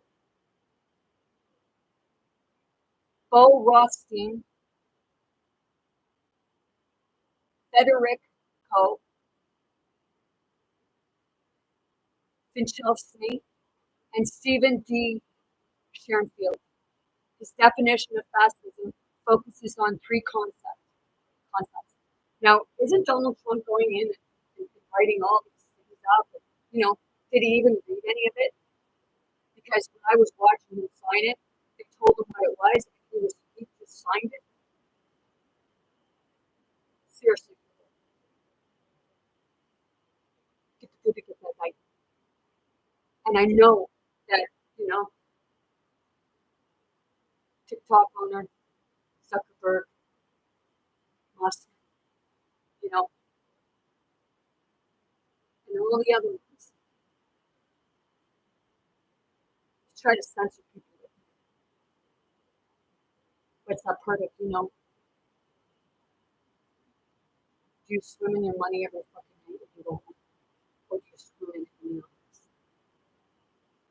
And then laugh because people are showing, oh, we're going to get rid of people.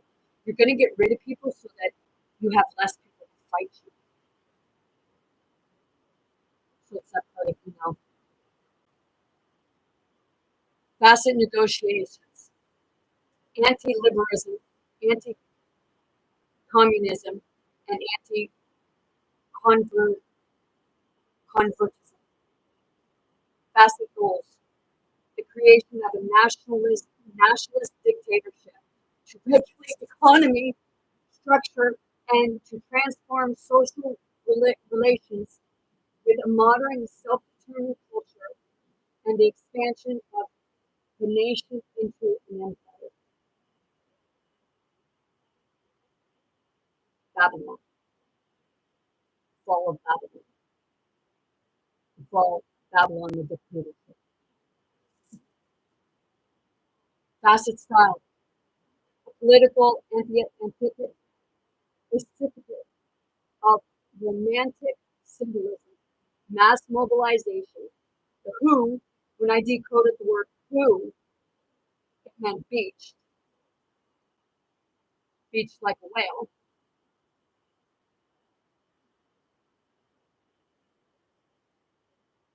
Mass mobilization, a positive view of violence, and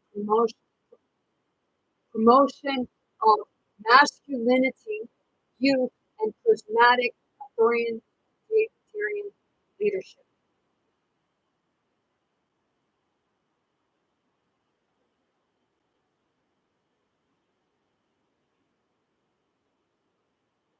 What do you think body is power? Why do you think they're trying to suppress women or feminism? People shit on people they say about feminism. Are you looking at real feminism, or are you looking at another type of indoctrination so that they can turn everybody on each other?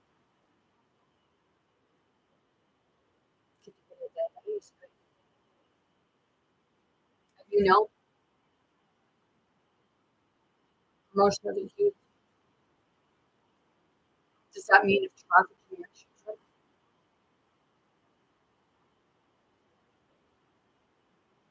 Seriously, if you're interested, go read the description of my YouTube channel, Spirit to Spirit Teaches Film Himself, and you'll have a better understanding of what I bring forward. If you're not seeing the whole live, go watch it.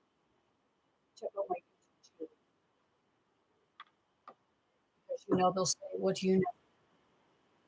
Well, Spirit tells me it shows me what I need to know. Whether people want to believe that or not, I didn't know these languages anymore. My ancestors are speaking. Your ancestors are speaking and saying, we can't let this continue. We can't let this go on. It's that part of give everything back to people and get your fucking greedy hands out of the pot. We're not your slaves. We're not your bitches. And we're not your dirty whores.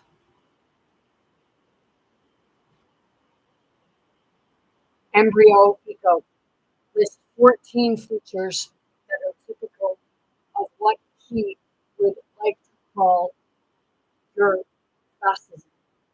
You are fascism, or enter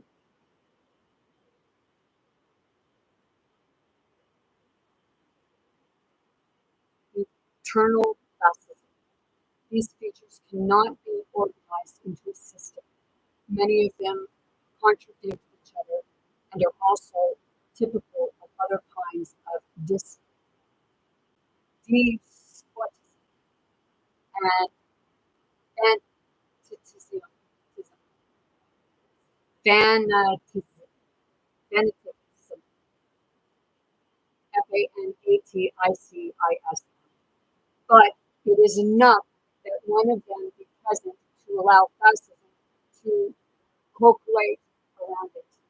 Now, to my friend, to the one I knew back years ago, if you think that's God, and you think that God wants that money,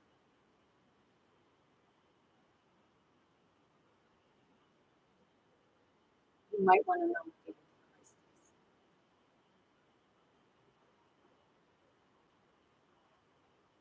Because it's not the Antichrist is the one that will get up there and act as though it's all holier than thou and it's doing good things for you. It's fine.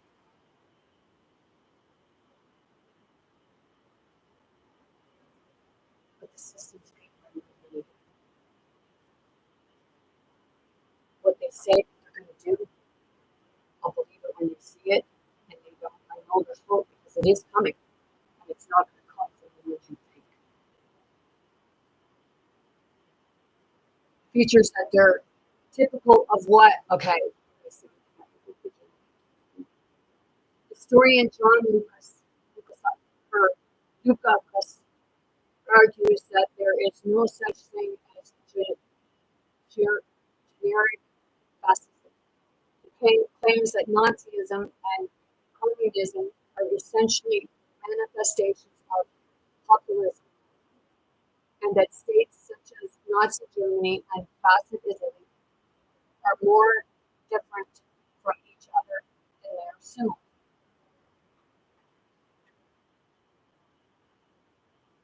It says in his book, How Fascism Works, The Politics of Us and Them, in 2018, Jason Stanley defined fascism as a cult of the leader who promises national restoration in the face of humili- humiliation brought on by supposed communists, Marxists, and major stories and immigrants who are supposedly posing a threat to the character of the history of the nation. The leader poses that only he can solve it, and all of his political opponents are enemies and traitors. Sound familiar?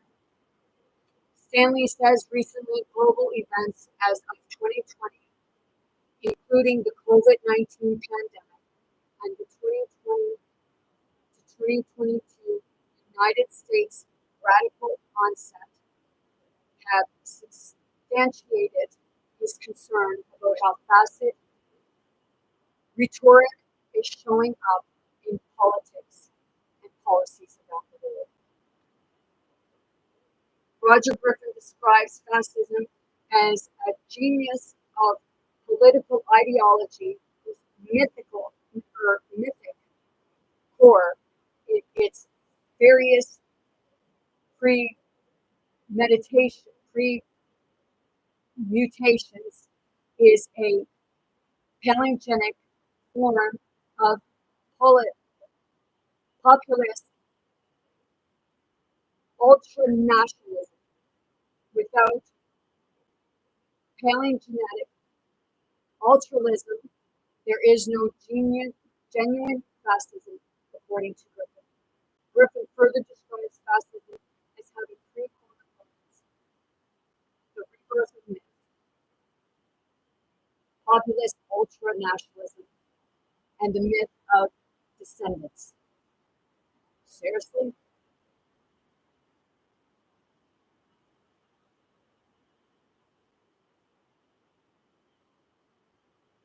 Well,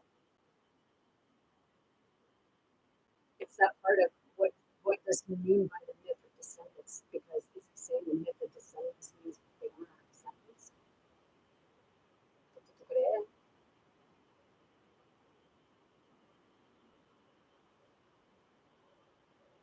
Krishaw argues that the difference between fascism and other forms of right-wing authoritarianism in the interwar period is that the latter generally aim to conserve the existing social order, whereas fascism was revolutionary, seeking to change society and obtain total war and shifts in facet organizing techniques.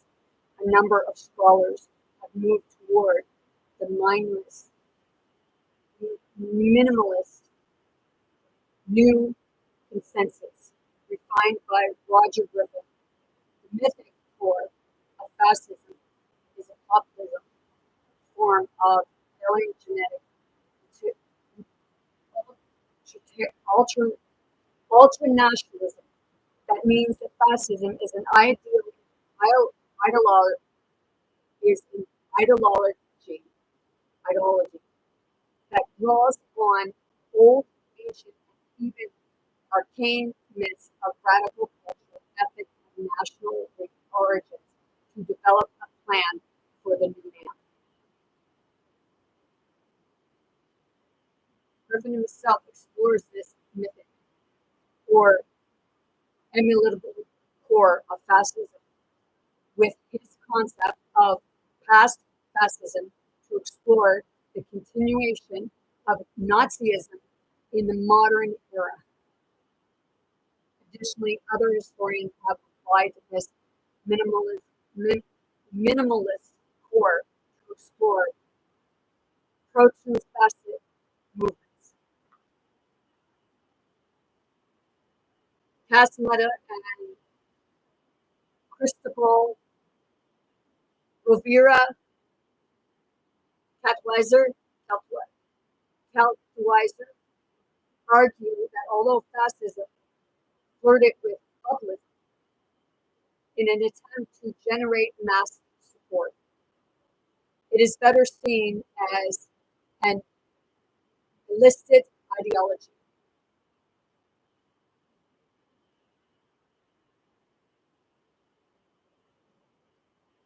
ELITIST ideology.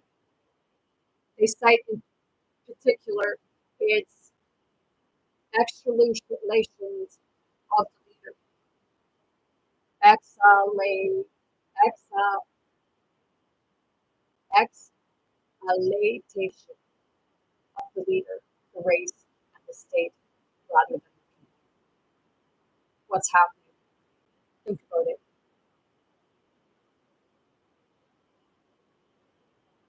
I'm going to show something.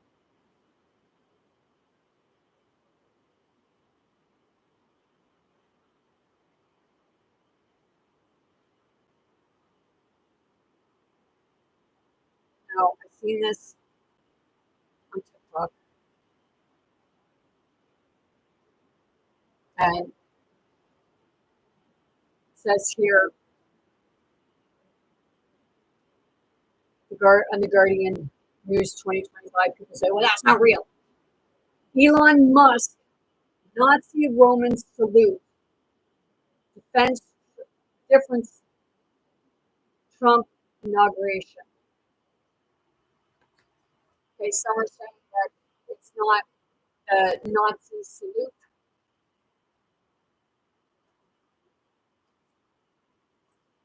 That it's the Roman. Well, they're the same fucking thing down there.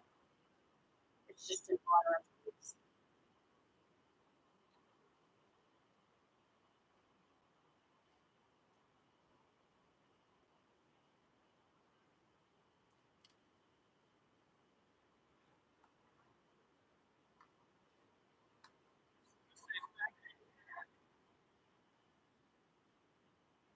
Just so you guys can know.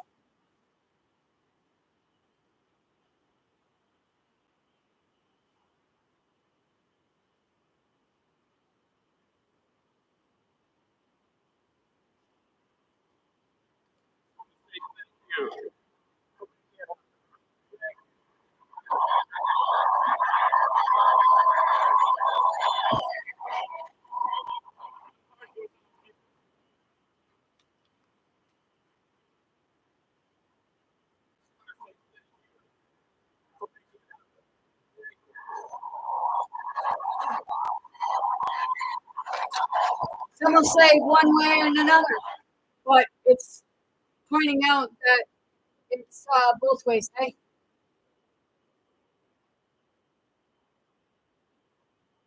because Musk supporters, and I must say to the supporters, do you read anything or do you go with the narrative? Because you're looking for that savior.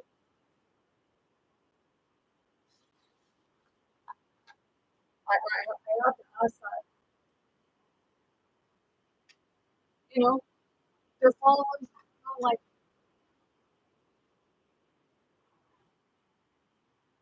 you know,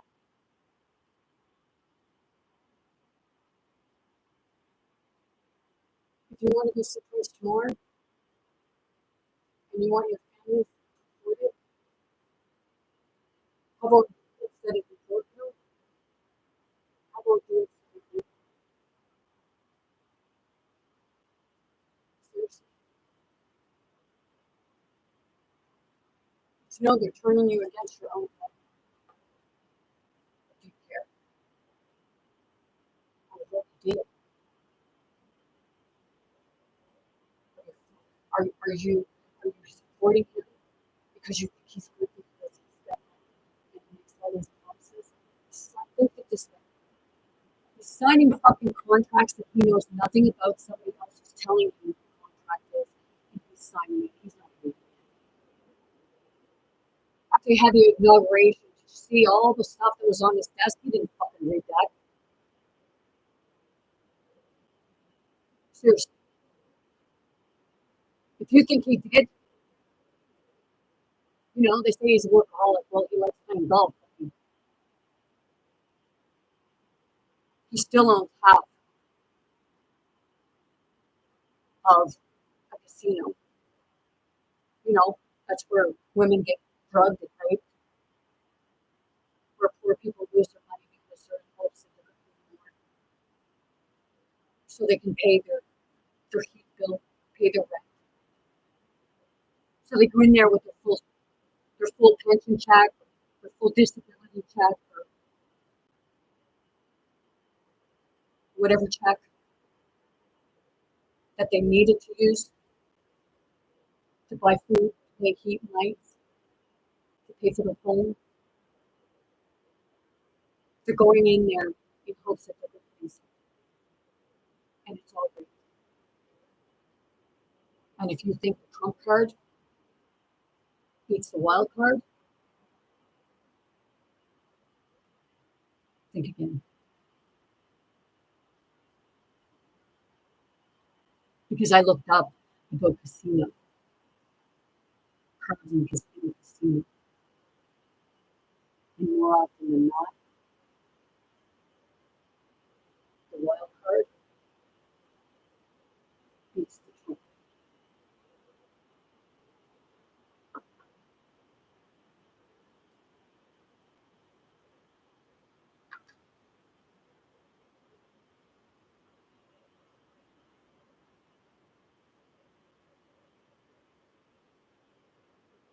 elitist ideology. They cite in particular its cultivation, exhalation of the leader, the race, the state, rather than. They see populism as a thin-centered ideology with a restricted metaphorical.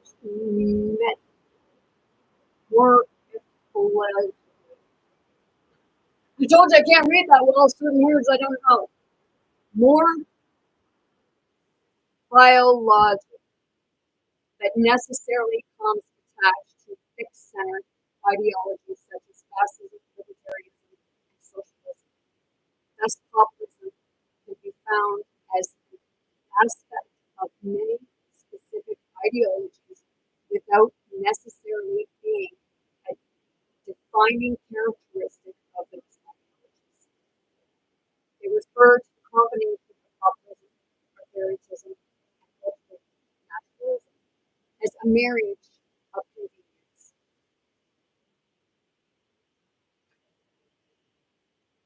Robert Paxson says fascism is a form of political behavior marked by oppressed preoccupation with community decline, humiliation, or victimhood, and by compensatory cults of unity and energy and purity, in which a mass-based party of mimic nationalist militants working is uneasy but effective collaboration with traditional elites abandon, abandons democratic liberties and pursues with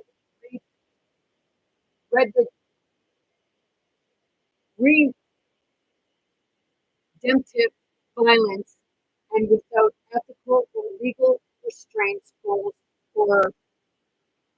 internal cleansing and external expansion. Oligarchy.